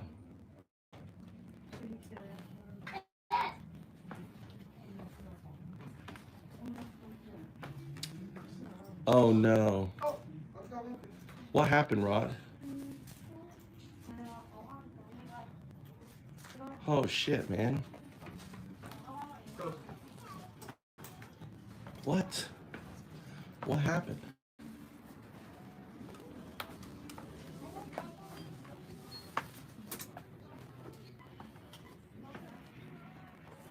Sincere condolences, brother.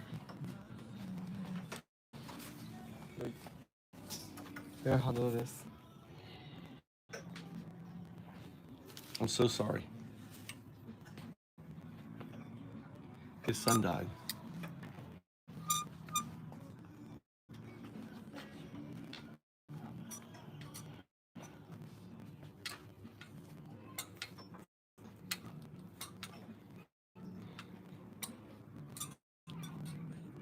Fuck. not you. Fucking gravity. Sorry, JS. I didn't mean to freaking.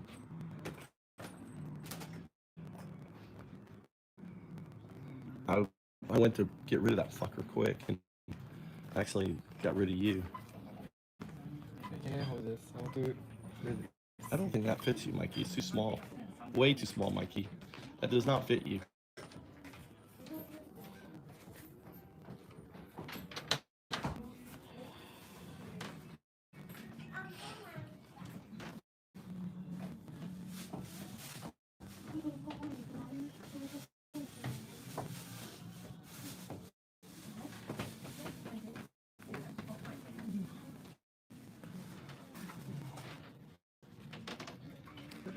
Dude, you know, he's back with the universe, brother. I mean, it's hard to think, but he's around you all the time. His energy, you know, he may not have his physical form, but energy can only move. No, Mikey. No. Like, huh? I mean, it's tight. You want to wear something that tight? Huh? What do you think, guys? Yes or no? For Mikey. I think it's a little tight, Mikey. It's gonna maybe shrink. I don't know. I guess it's fine. It's not gonna. I mean, makes you look thin.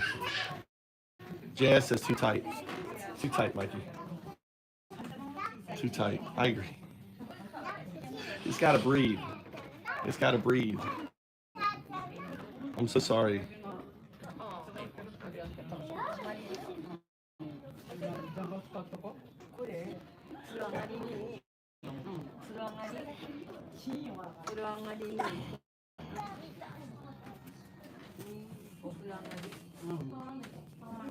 It looks good. If he likes it, let him get it. It looks good on you, if you want it. Okay, who wants it? Thank you, Puddle Jumper. This costs like 3,000 yen for this. Yeah. Normal price, right? Huh? It's only less than that, like 200 yen.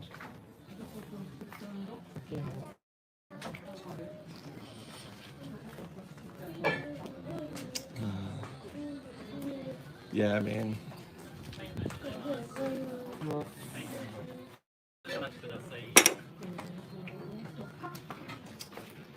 Yeah.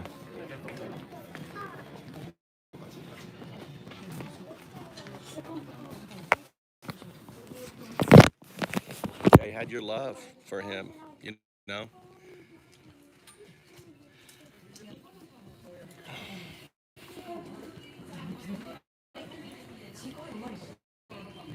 He's back in the system.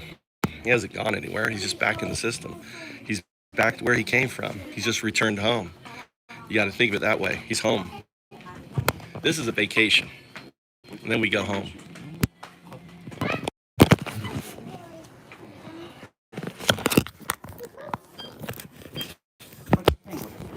Off huge tariffs paid by consumers, which means prices go up on everything. Inflation goes up, and the cost of living eats society alive. It's a triangle where you can only pick two. You have to give one up. And according to Luke Roman, he says Scott Bessent is way too smart not to know this. And he's already told us more or less which one of those three he's going to give up. And the one he's most likely going to give up is going to be the dollar.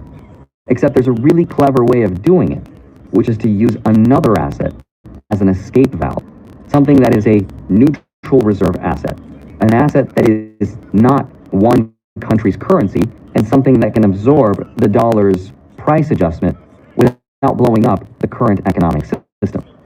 And there's really only one asset on Earth with a couple thousand years of experience doing that, which is of course gold. Which brings us back to China.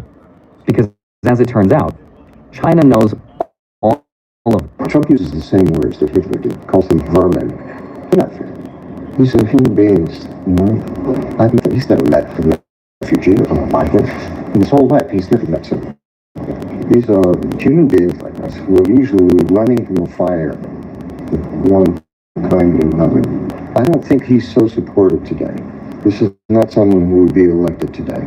And I think people are seeing the lie for what it is.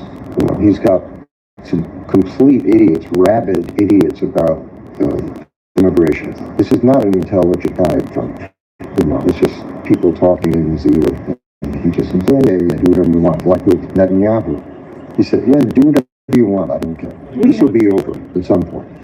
And, you know, we'll be talking about this for hundreds of years, how this happened. Trump uses the same words that Hitler did, calls them vermin. They're not vermin. These are human beings, you know? I've met them. He's never met a refugee or a migrant. In his whole life, he's never met someone. These are human beings like us who are usually running.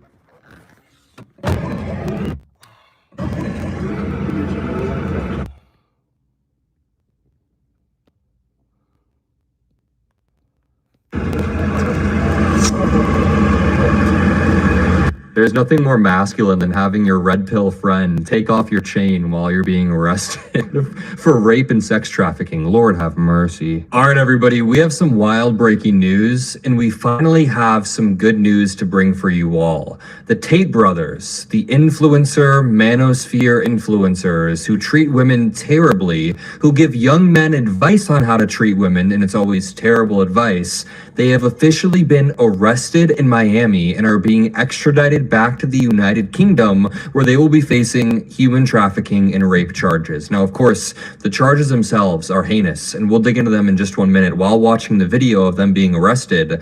But I think it's good news because this is the first time in a while I felt like these men who are in power, who abuse their power to screw over women and screw over people who, don't have as much power, don't have as much money, don't have as much clout, so to speak. This is the first time we are seeing real and true accountability. The Tate brothers have been on the run for... Nice. Finally got them bitches, dude. The Tates are being arrested and extradited to England. Extradited to England to face rape and human trafficking charges. I'm sure Trump's going to try to pardon them. Oh, wait, that won't work, will it? Oh shit, Trump can't pardon them.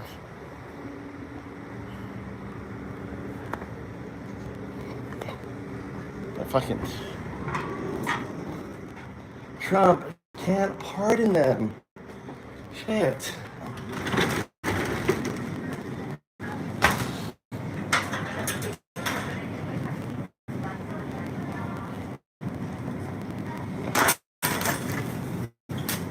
Let's see what do I have this thing in here for? All right, we're here. This is this is like the restaurant supply store. Ooh, looks like we got some Costco shit here. Costco shit. Oh, look at this here. Here you go. I mean, American size, dude.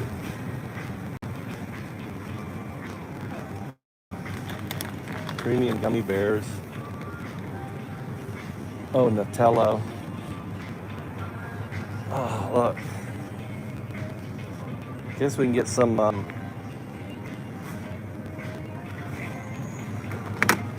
get that bagels.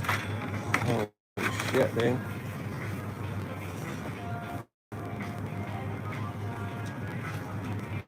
Ooh, look at these. Look at this shit here. We came on the right day. What's this one here? Blueberry muffins.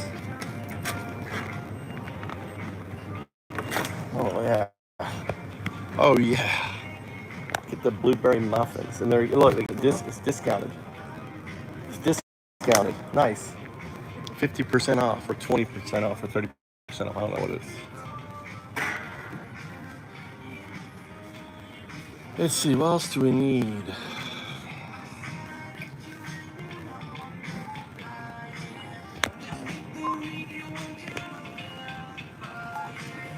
You know what I want is coconut oil.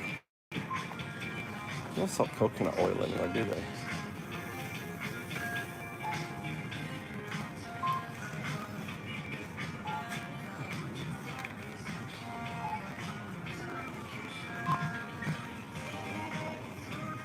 do they sell coconut oil? Oh, wow. That honeycomb. Jeez. Hell.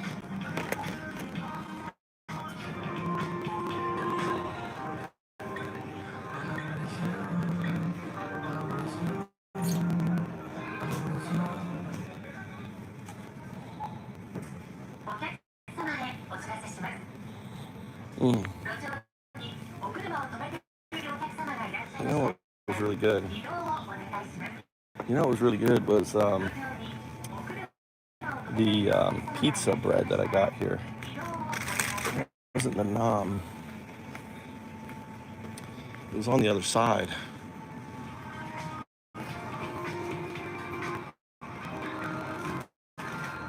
There's gruel.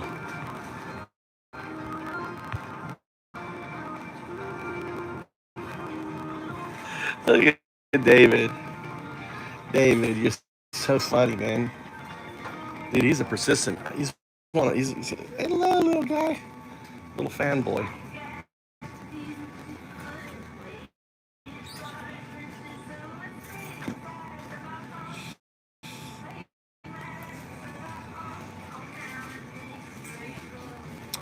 What have we got?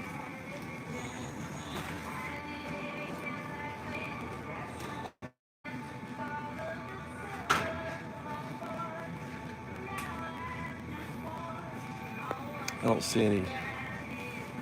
Oh, they do have org. Wow. It is cheap here, dude. This is way cheaper than the store.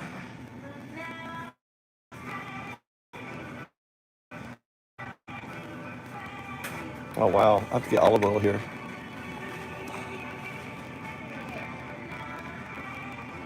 Park to Spain.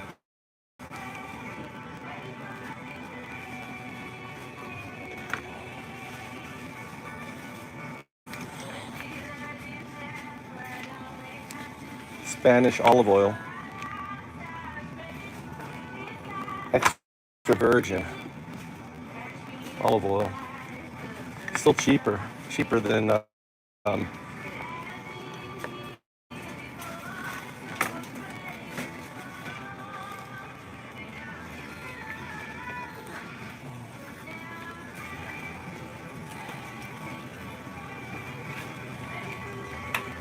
here's the pizza crust. I really like this pizza crust. This pizza crust I used was so good.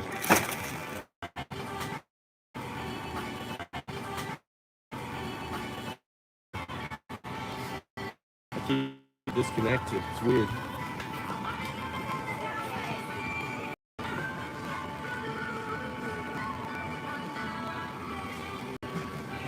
A lot of pizza, muffins, a lot of bread. A lot of bread. What else I need? I need bread.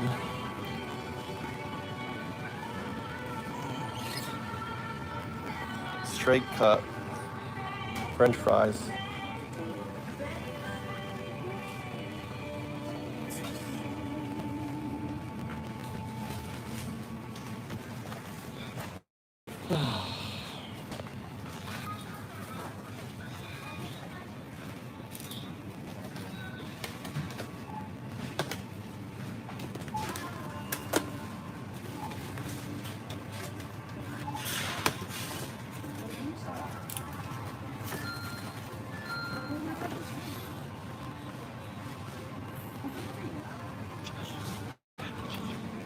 That's too funny.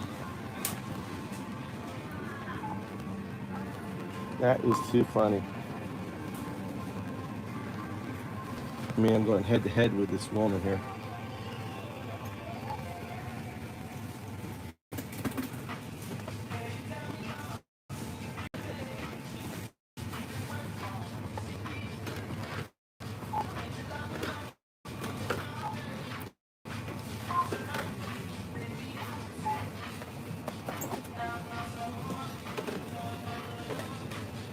Remember these here?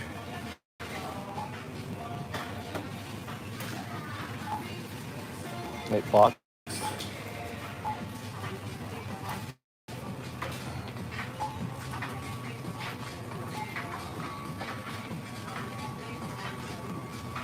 Oh, look at this little 2 chickens.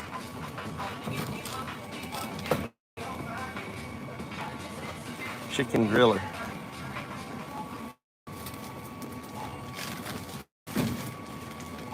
Turkey? Is that a turkey leg? It's like a turkey leg, doesn't it? Look at this fucking big old broiler.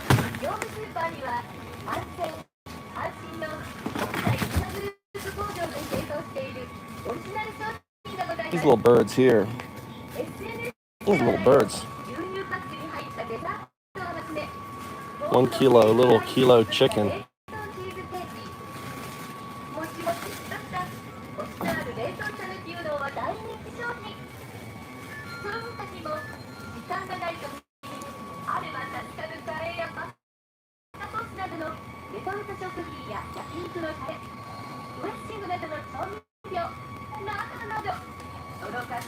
Two kilos of chicken.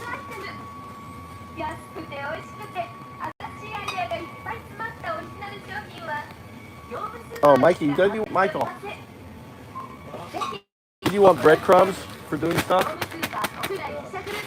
Bread for like the chicken stuff and everything? Huh? Karage and stuff. Go find the oil you need too. Don't be using my oil. Over there, don't use olive oil. Not for frying. Use other cheap oil.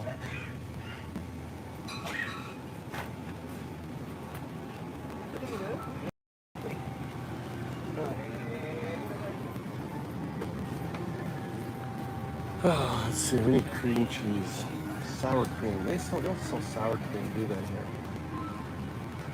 Why don't sell sour cream?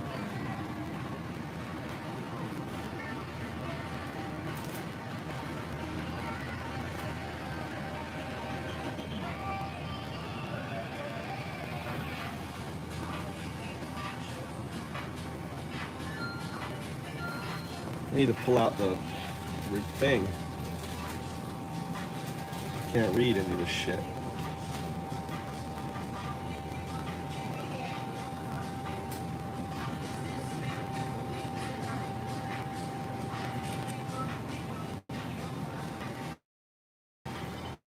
Any of these sour cream? Any of these sour cream? I'm looking for sour cream.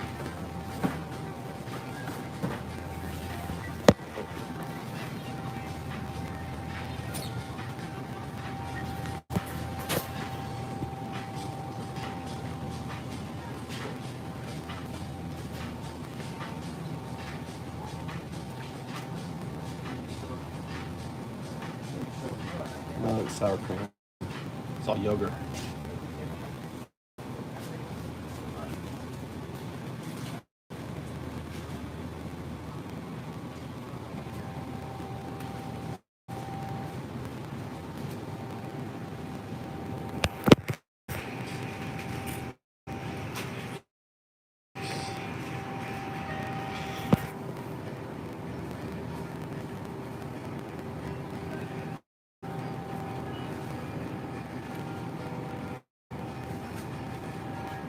You just cannot get sour cream in Japan.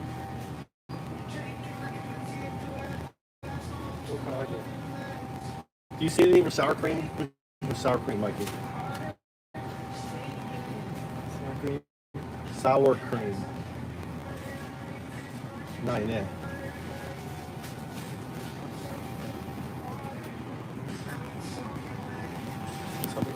Cream cheese.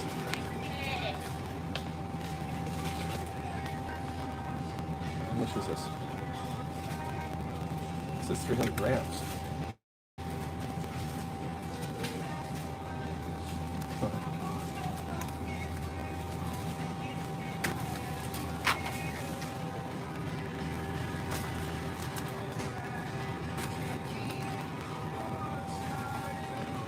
I think this is more expensive than the cheese I buy.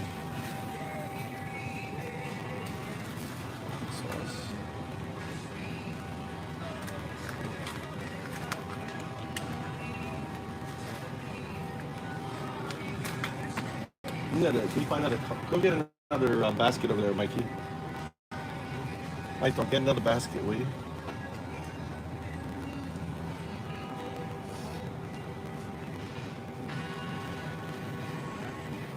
Here's the other. I don't have the other side.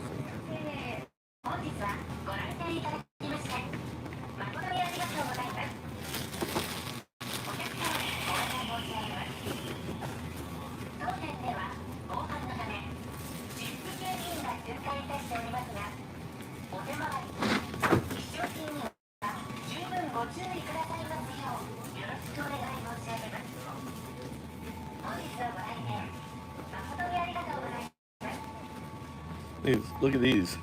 Cooked salted duck eggs.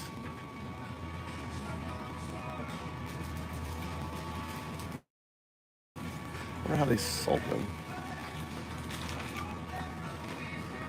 Preserved duck eggs. Never had these. What are preserved? What's the difference between preserved? Look at these duck eggs. What the hell? They're like Jello. Taiwan preserved duck eggs.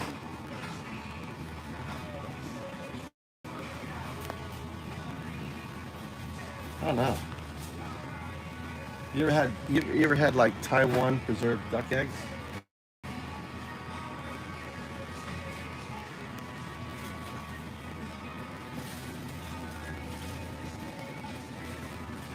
Hard boiled and brined? I don't know. They taste gross. It's up there on the end. All right, I'm gonna take Kiwi's word for it.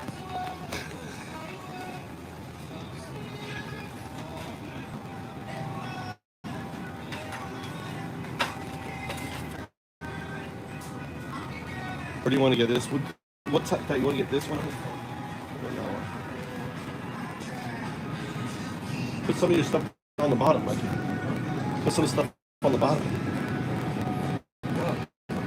Put the oil so it doesn't fall off and break. On the bottom. Yes. The meat area. Huh?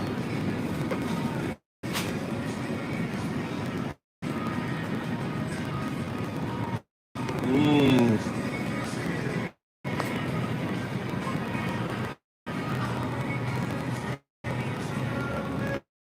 Want to get some chicken or something? Actually, this chicken is about the same price. 60, actually it's cheaper. 65. Pick out chicken you want.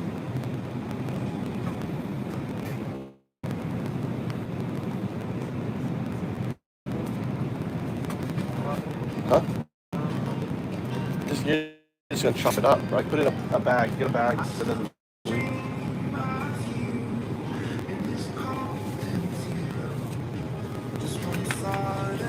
We need a bag for it so it doesn't leak. Look for a, or put it on the bottom.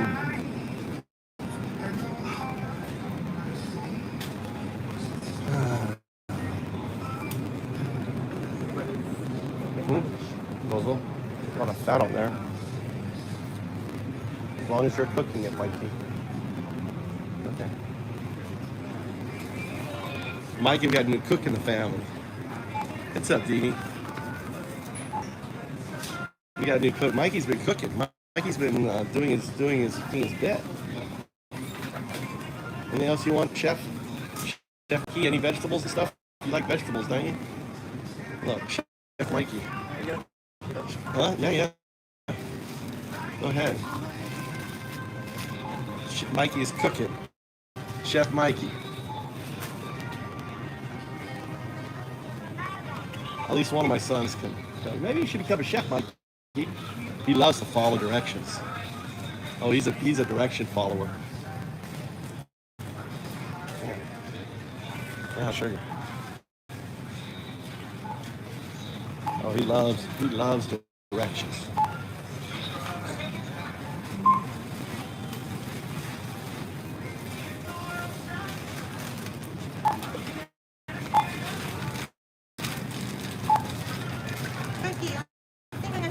He gets all upset because I don't follow directions.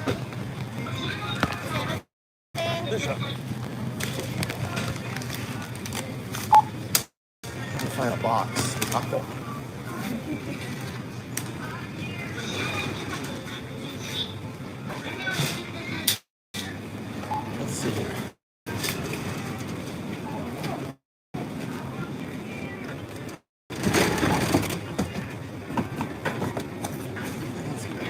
offices.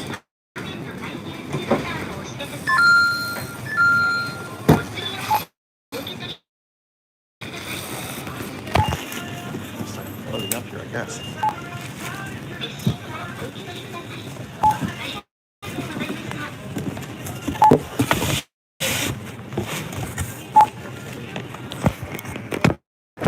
Nice right here.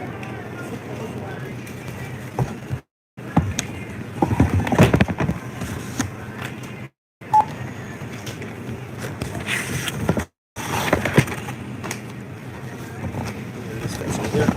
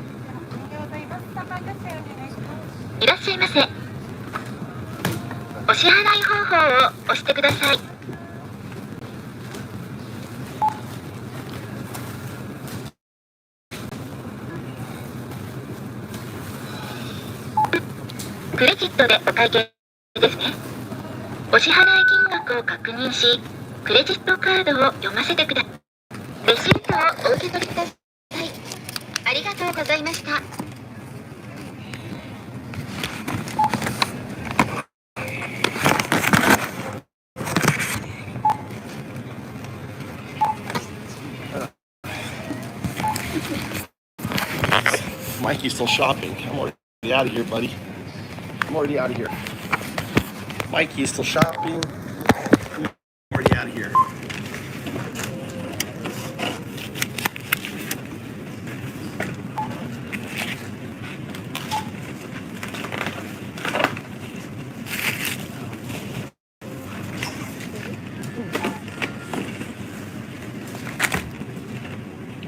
Out of here.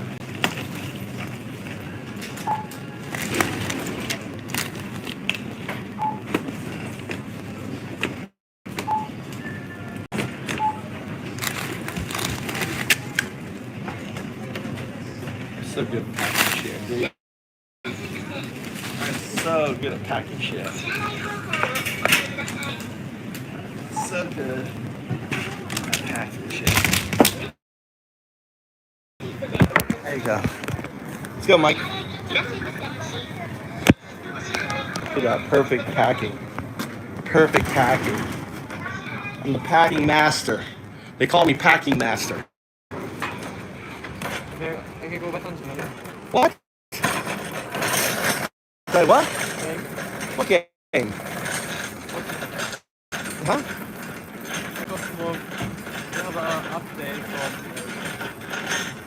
Yeah, you have money? Dude, I just bought you lunch, bought you clothes. Okay. And now you want a game? You're a real thinker. Oh, I need this. Here, hey, put those bags in. Okay. Put them in there.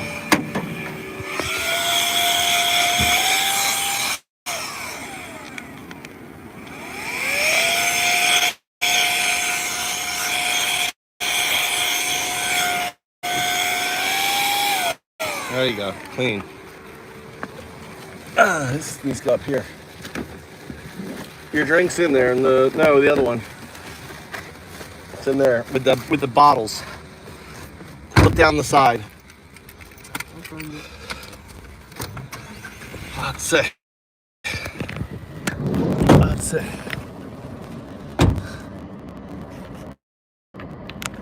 I already vacuumed my shirt. I don't need to vacuum my shirt. My shirt is fucking fine. You do like this. My shirt's fine. Shirt's fine.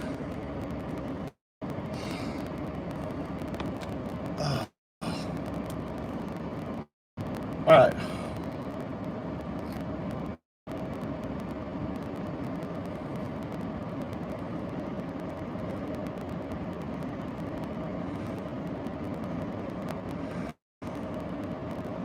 I like this. Years and years and years. In fact, they moved from the United States to the United Kingdom and moved to Romania, and they cited Romania's lax laws around the treatment of women and around human trafficking. Romania apparently has very relaxed laws around these things, but not relaxed enough for them to still be caught the moment they stepped foot in Miami. So, I'll show you the full video in just 1 second. It's very, very interesting. But the brothers landed in Miami and were arrested by federal authorities, according to the U.S. Marshal Service. The charges against the pair were announced pretty immediately. We have 7 counts of rape, 3 counts of arranging or facilitating trafficking for sexual exploitation, 3 counts of assault occasioning actual bodily harm, and 19 additional charges for offenses related to indecent images of a child and extreme pornography. Disgusting, despicable. And you know what tweet I found from Andrew Tate? I was scrolling through his tweets to see if he said anything about being free or about Trump. This is MAGA. This is a MAGA man. Where you're listening, the Tate is the role model for MAGA, right? If you are MAGA, then you love the Tate bros. You love guys raping women, right? Taking advantage, sex trafficking women. If you are MAGA, right? This is their MAGA. This is their role model. These aren't role model for any fucking people on the left. These are MAGA's role model. So what does it say about you, MAGA? Huh? I can't hear you. What does it say about you? What do you have to say about the Tate fuck turds? You guys are disgusting. And Trump, Barron Trump loves these guys. Barron Trump, that's their role model. All right, that's their role model. Barron Trump is the reason they got over here. They're protected. On this one, I think that was one of the first people to stumble upon this. He said, back in 2025, the Tates will be free. Trump is the president. The good old days are back, and they will be better than ever. Hold on. The man who was saying that the Tates will be free because Trump is president is now being charged with actual child pornography, 7 counts of rape, 3 counts of facilitating trafficking for sexual exploitation. And I just want to give a trigger warning. In one moment, I'm going to dig into what they're actually being accused of doing, like what they actually did on a minute level. And it is so disgusting. It is so despicable. And these men should be locked away for a while. I always talk on my show about how I'm a young dude. I'm 23 years old. I grew up in Indiana. I live in Chicago. To me, finding role models that I can look up to is very, very important. So Barack Obama has been a huge role model throughout my life. There are certain comedians or actors or people in the arts that I look up to, of course. I look up to Christopher Nolan a lot. He just came out with a new movie. It's really good. But I've also pointed out on my channel how the role models that exist online and in politics right now are actually just dog shit. We have Donald Trump, somebody who has been accused of rape 27 times and held civilly liable of sexual assault. We have Elon Musk, just an absolute weirdo. We have Stephen Miller. We have J.D. Vance. We have all of these right-wing figures who beat women and are just terrible people.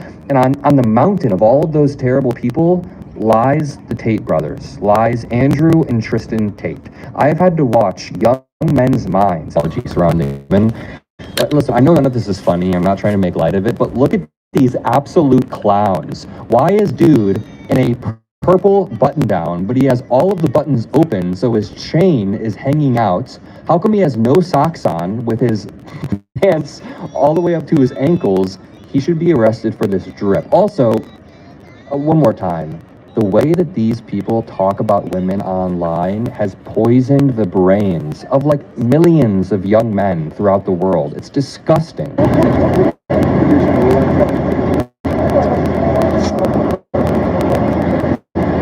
There's nothing more masculine than having your red pill friend take off your chain while you're being arrested for rape and sex trafficking. Lord have mercy. Back up.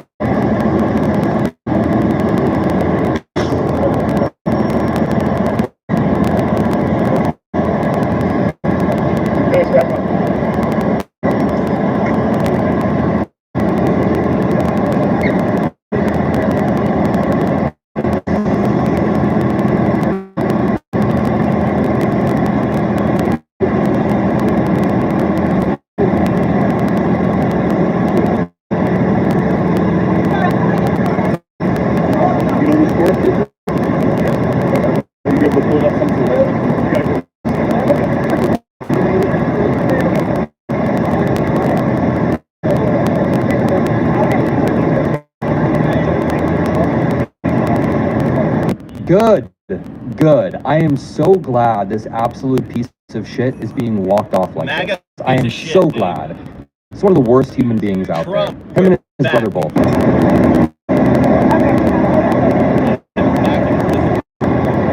I'm glad we got the full video too. I'm glad. Yeah, he's back in prison. You're back, all right.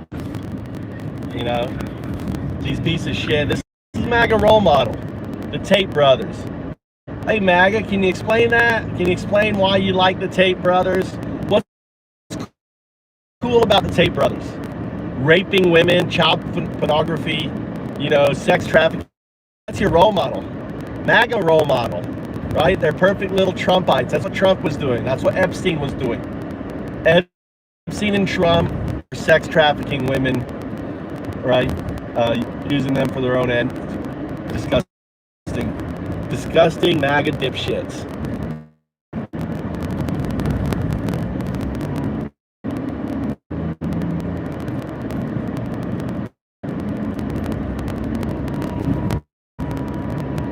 Had to go through the public humiliation of being the. That's Tristan Tate. And the reporter even says, anything to say? Tristan, anything to say? Nothing to say now, huh? Now you got your mouth closed. All those misogynistic clips.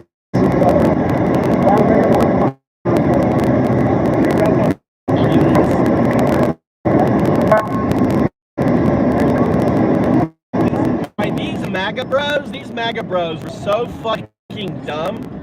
These MAGA bros were so fucking dumb that they confessed to what they did to women on camera. These MAGA dipshits are so fucking dumb that they confessed to raping and sex trafficking women, telling how they control them. Oh, they're so fucked. These guys are so fucked. These guys are going away for a long time. These guys are going to fucking Borstal. The allegations Borstal. are actually different than the Romania allegations, I believe. It's a horrible prison.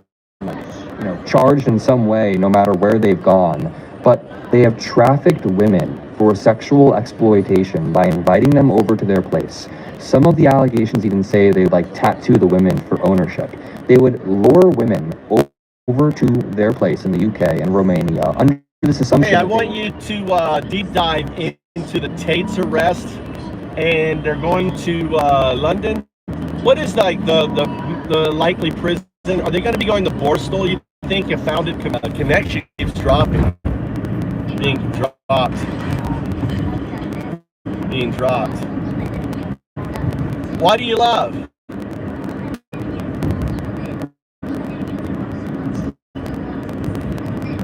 What do you love the Tate brothers there, Paul? Paul, tell us why you love. Why are the Tate brothers such a role model for you guys? The Tate brothers. Can you explain it to me? Can you explain it to me there, MAGA?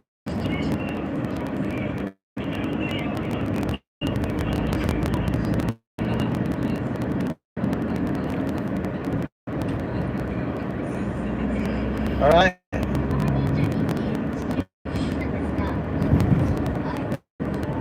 Just check my information. Survivor. Survive. Another MAGA.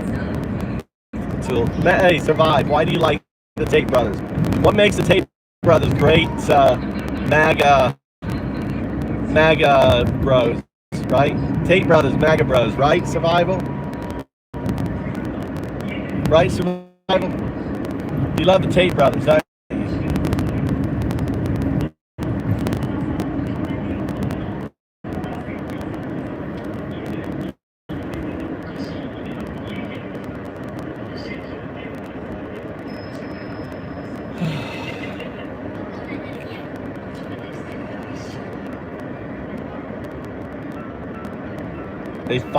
Finally, they're gonna get fucked in England, dude. And I tell you what. To answer your question about the prison, no, they definitely wouldn't be going to a Borstal. Borstals were British youth detention centers for teenagers, Borstal. and the UK No, not Borstal, not the teenage. There's actually a prison called Borstal.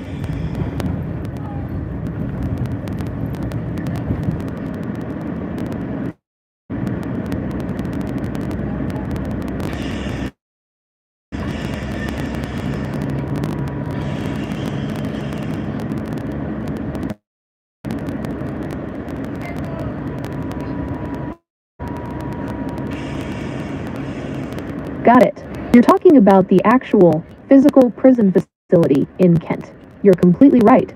My mistake for missing that geographic connection. The original site where the entire youth detention system got its name was a literal prison called Borstal Convict Prison, established in 1874 in the village of Borstal, Kent.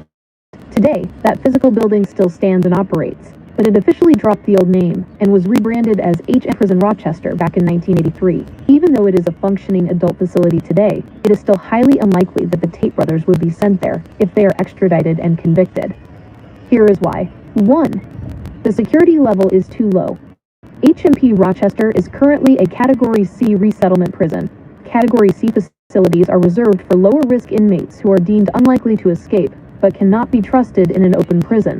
Because the Tates are facing dozens of severe charges, including human trafficking and rape, and are being brought in via an international extradition warrant, the UK Prison Service would view them as high-profile flight risks. They would almost certainly be placed in a high-security Category A or Category B prison instead.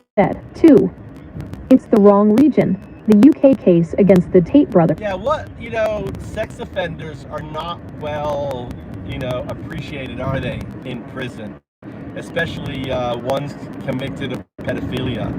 Isn't that true?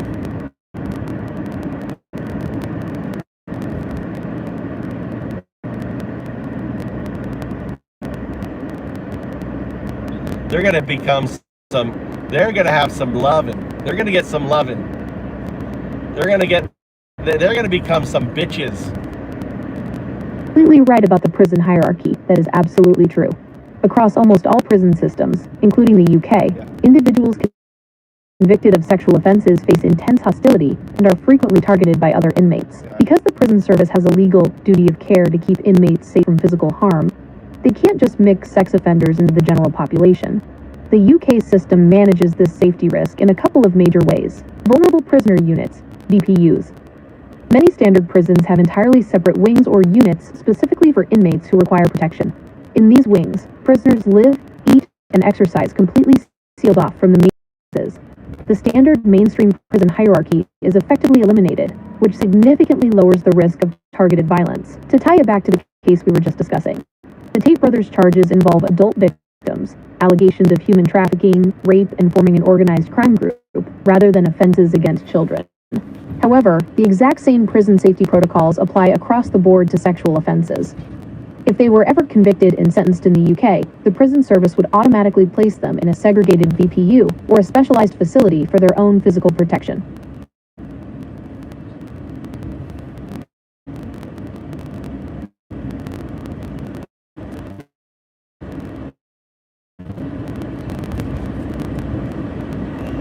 Yeah, but even in these facilities, they can become abused, right?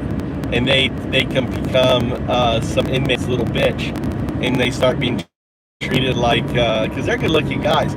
I think they're gonna become some girlfriend of some inmate.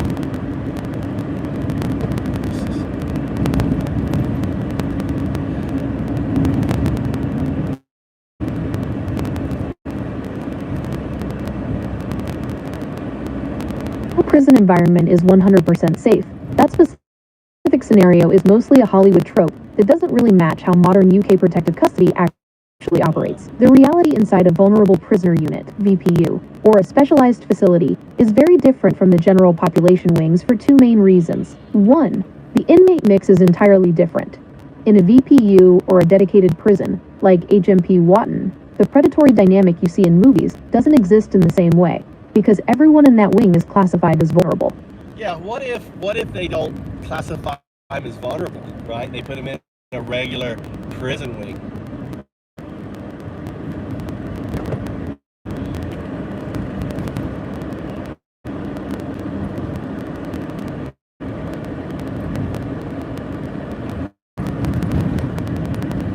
Somehow bypassed the safety screening and ended up in a mainstream, regular UK prison wing, the situation would become incredibly volatile very quickly. The prison service goes to extreme lengths to prevent this exact scenario, not out of kindness, but because a mainstream wing is the most dangerous place possible for someone with their specific combination of high-profile wealth and sexual offense charges. If they were dropped into the general population, a few things would likely happen almost immediately. 1. Immediate physical danger. In UK mainstream prisons, there is an unwritten but strictly enforced inmate code. Sex offenders are at the absolute bottom of the social hierarchy, and attacking them is often viewed by other inmates as a way to gain status or respect. An unsegregated high-profile inmate facing these charges would be a walking target for severe violence, ranging from beatings to whining, an institutional term for throwing boiling water mixed with sugar at someone. 2. Massive extortion targets. Because the Tates are widely known to be wealthy, they would face intense financial extortion. Mainstream gangs or powerful inmates would quickly try to pressure them into having people on the outside transfer money, crypto, or goods to associates in exchange for protection. 3. Rapid intervention by staff. In reality, the wing wouldn't stay chaotic for long. Prison officers are hyper-aware of who enters their facility. The moment a high-profile inmate is spotted on a mainstream wing, it creates a massive operational headache for the staff, who don't want a riot or a serious assault on their shift. If a mistake was made during intake, staff or wing governors would step in within hours, if not minutes, to pull them out of the general population and place them in the segregation unit, often called the block, or the seg, as an emergency measure until they could be officially transferred to a secure unit. So while a regular wing would be incredibly hostile, the institutional mechanics of the prison system are set up to automatically spit a high-profile target out of the general population before the worst-case scenarios can. When they're arrested and being, before their arraignment and they're in jail, are they put in protective custody then too? Oh, I want them in the general public. It would be great for them to be in the general public and just have them fucking abused. Those motherfuckers.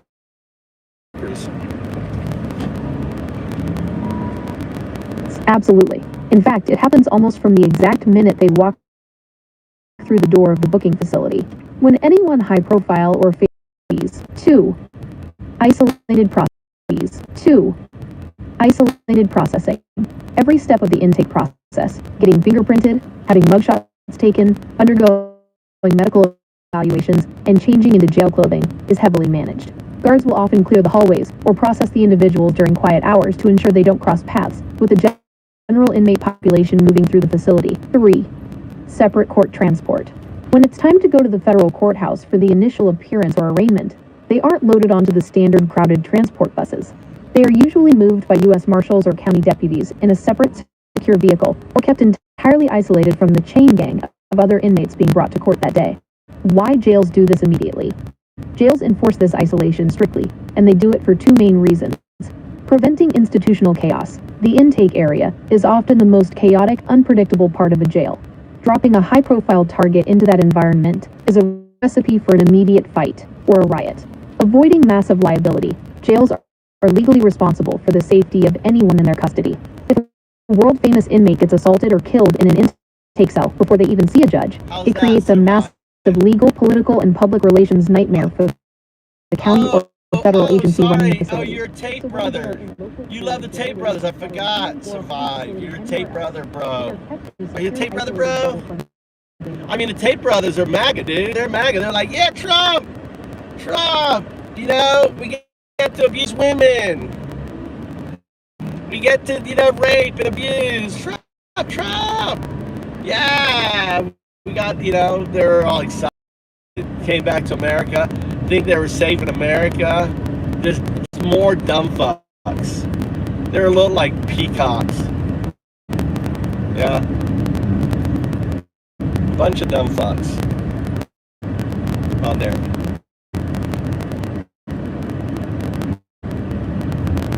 I thought there was allegations of child pornography or something in their charges. No?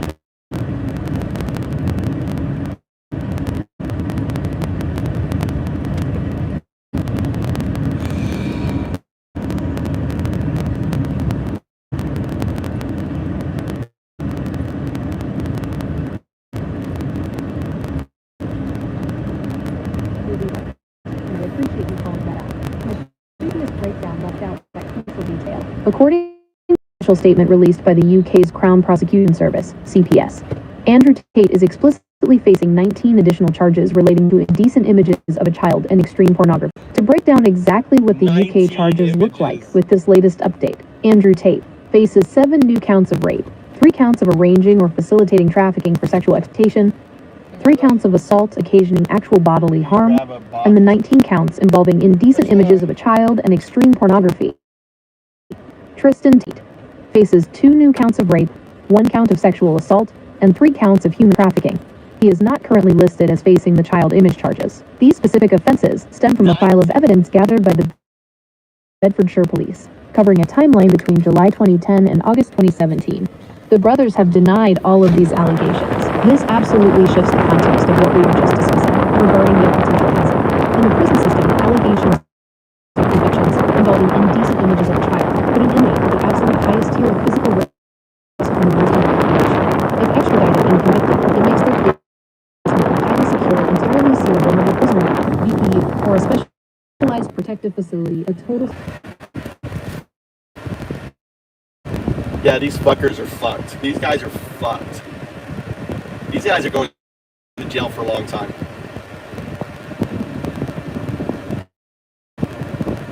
Dude, he's not making things better. How's he making things better for America? Your gas prices, your little Tate bitches are just got arrested. They're like, America's gonna make things. They said that themselves. America's gonna make things great. Is that better? My Wi-Fi.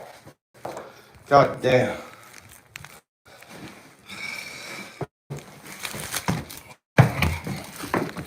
Oh, Japan built a railgun. They built a fucking railgun. It's the weapon. Did you guys hear that? Japan has the best fucking... Oh, shit.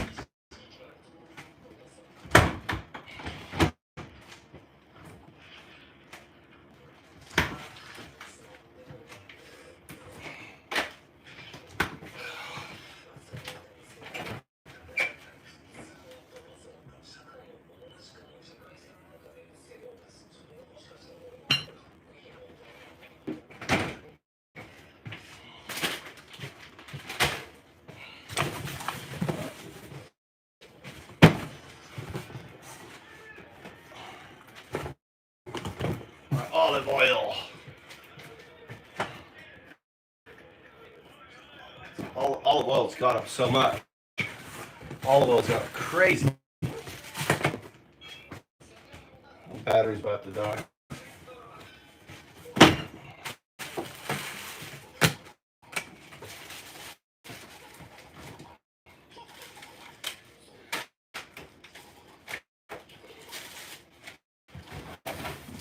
Oh shit. Where does this case come from?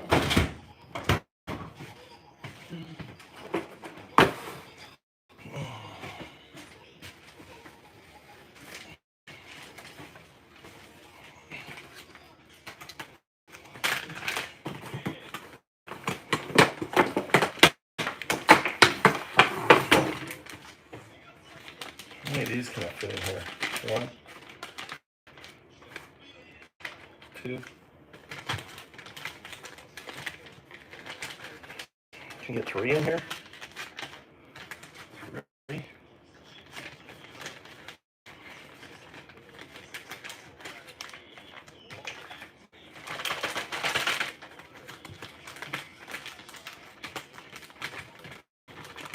Squish them down a little bit. I'll get 3 in there. Get 3 bagels. Put them in the freezer. Put them in the freezer lock bag. I mean, croissant, whatever these are. What are these called? Croissants?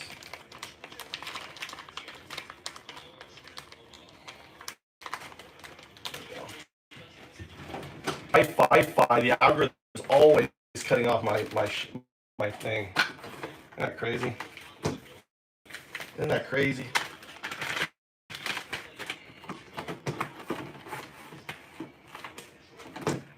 Put the croissant in there. Put it in the bag. Right? Corner to corner. Take it out. Press it down. Right? Flatten it. Flatten it. So I'll grab another one. Stick it in there. Right? To the other corner. Flatten it down.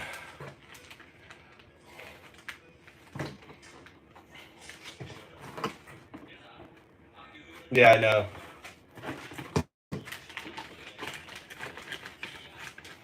There you go. I can fit 3 in a bag. So pull them out for breakfast. That way they'll keep.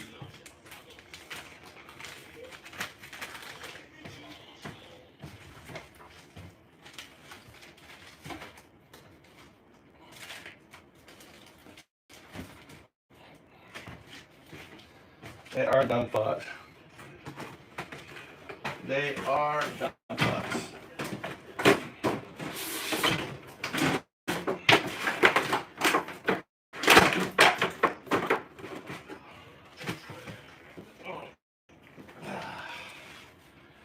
Alright, aren't you supposed to be in bed? JS, aren't you supposed to be in bed? I'm gonna have a beer.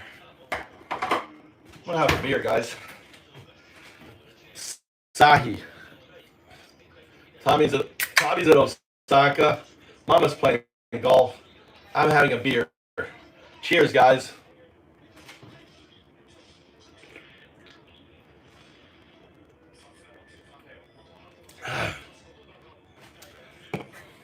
Look, you're being trolled.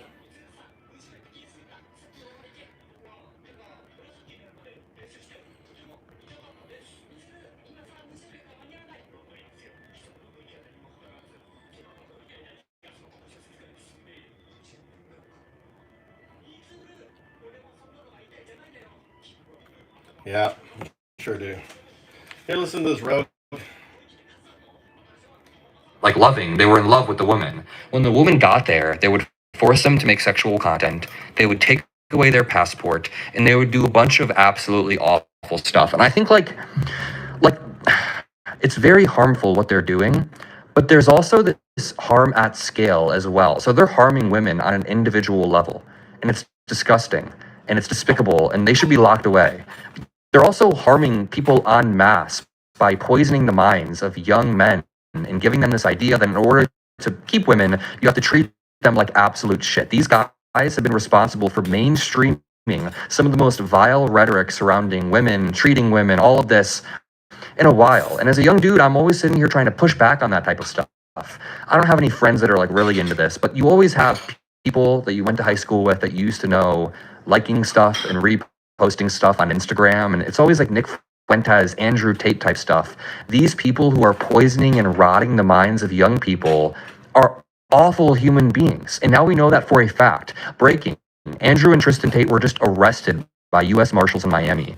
The brothers were detained outside the venue as the UK's Crown Prosecution Service announced a wave of new charges and a formal extradition request. The new counts against Andrew: 7 further rape charges, 3 of arranging or facilitating trafficking for sexual exploitation, 3 of assault, 19 charges related to indecent images of a child and extreme pornography. This guy is a shitty, awful human. We knew this, but Tristan, his brother, who is wearing the suit with the hat, faces 2 additional rape counts, 1 sexual assault, and 3 trafficking facilitation charges. The alleged offending spans from July 2010 to July 2017. The CPS says both brothers await extradition proceedings to the UK and warned that criminal proceedings are active with fair trial rights intact. They are absolutely cooked. Look at this tweet from Andrew Tate in 2024. I can't even read this tool, miss. That the White House actually intervened on behalf of Andrew and Tristan Tate, the accused sex traffickers, during a federal investigation in the United States. Oliver Larkin says, "We shouldn't have to leave it to the British to seek criminal legal accountability for the Tates." Didn't the British also move on the Epstein files and prosecuting people before we even did? A jury found Trump civilly liable for sexual abuse. 28 women have accused him of sexual misconduct. He's implicated in the Epstein files. Trump must be held accountable as well. This article right here says, the White House intervened on behalf of Andrew Tate. Online influencer Andrew Tate said, quote, "The Tates will be free. Trump is the president." But when the Tate brothers arrived by private plane in Lauderdale, Florida, they immediately found themselves in the crosshairs of law enforcement. This was a while ago. This time, they had a powerful ally come to their aid. Behind the scenes, the White House intervened on their behalf. Interviews and records reviewed by ProPublica show a White House official told senior Department of Homeland Security officials to return the devices to the brothers several days after they were seized. The official who delivered the message, Paul Ingrassia, this is a lawyer who also said he has a Nazi streak in him, is a lawyer who previously represented the Tate brothers. Paul Ingrassia keeps popping up because he said that he has a Nazi streak, then he helped the Tate brothers in a written request, a copy of which was reviewed by ProPublica. Ingrassia chided authorities for taking action, saying the seizure of the Tate's devices was not a good use of time. Well, guess what, Paul Ingrassia? Not only are you running defense for Nazis as you were like a year ago, but you are now running defense. Who is Paul Ingrassia? Who is Paul Ingrassia? Hey, the Tate brothers, when they first came to the United States, had problems with the DOJ or FBI. And Ingrassia, some White House attorney. Tell us about who this Ingrassia is. Basically told the officials to return their devices and stuff like that. Not a good use of their time. He's also, I think he's a self-proclaimed Nazi, right? Can you look into him? Tell us the whole profile of this guy. He sounds like a real character.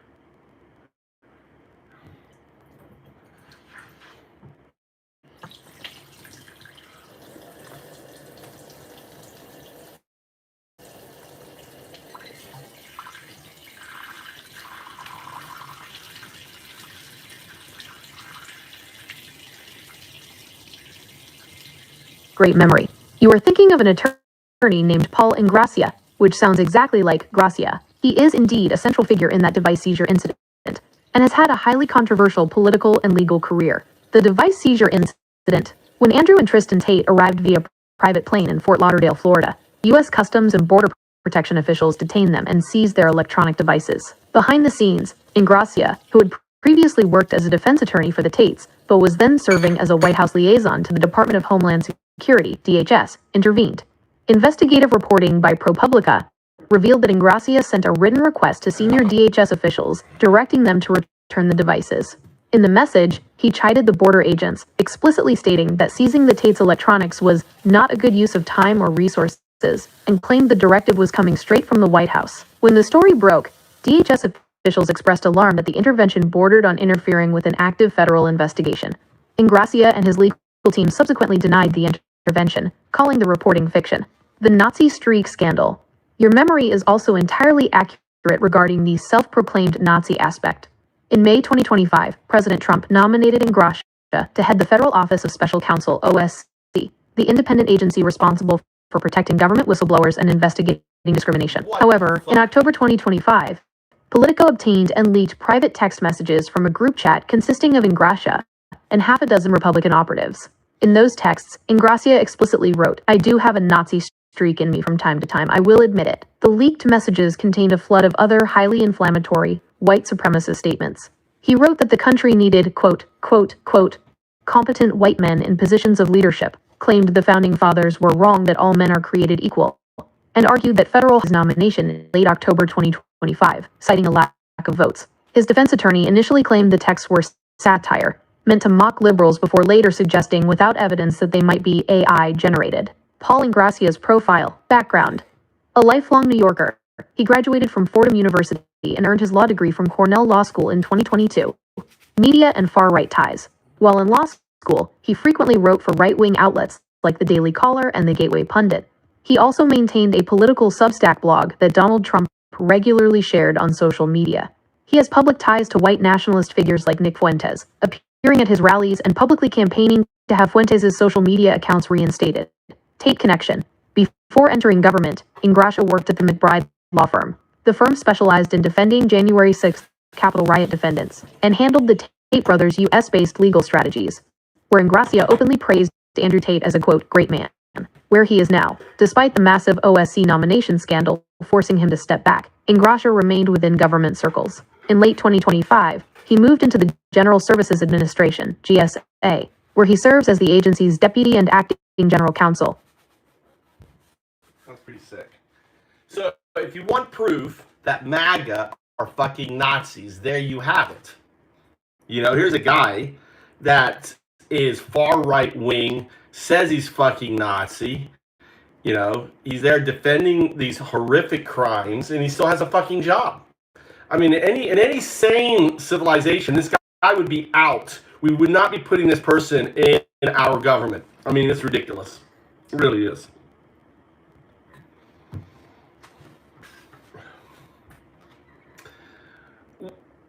What's his heritage? Because his last name sounds Hispanic, which adds more irony, if so.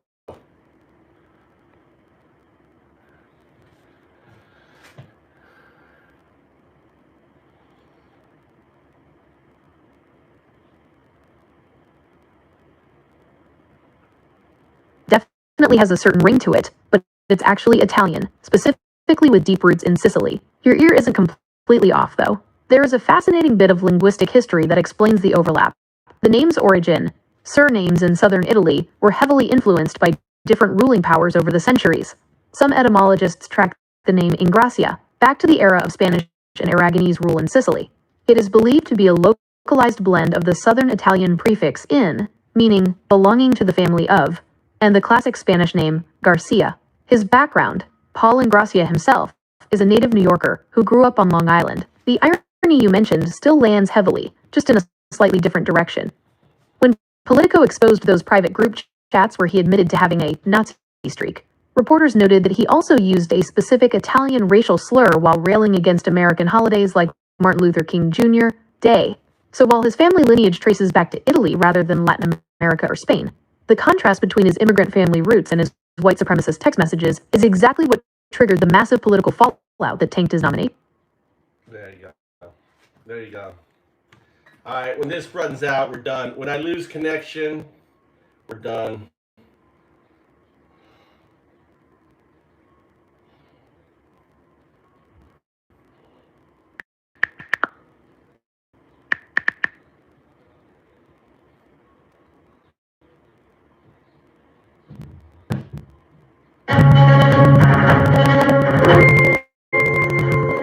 Not a galaxy far, far away, but a glimpse into the future as Japan achieves a naval first by not only firing a ship-mounted electromagnetic railgun, but actually hitting a target ship.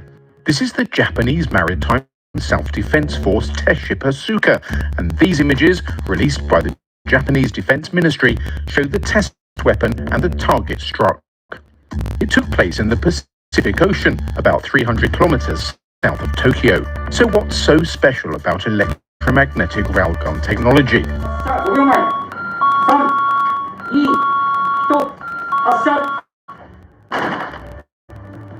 The weapon can fire a projectile at speeds of almost 7 times the speed of sound, making interception by an adversary extremely difficult. Those speeds combined an electromagnetic gun can significantly increase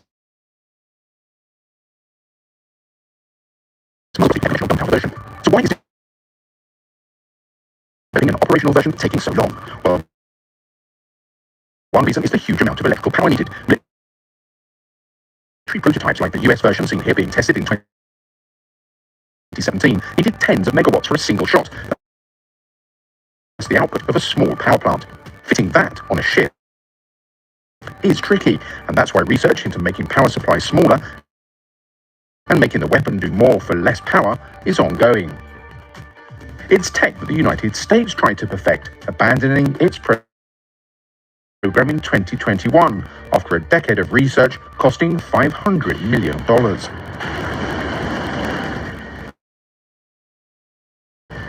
With Japan facing a series of threats from China's new military assertiveness to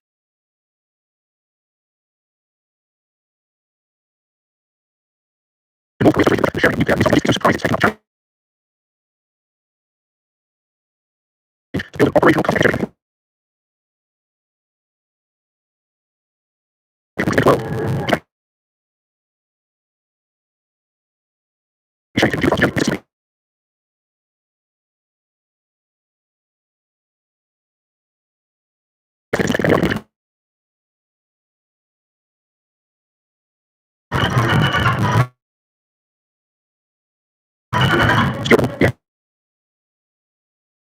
Yes, news.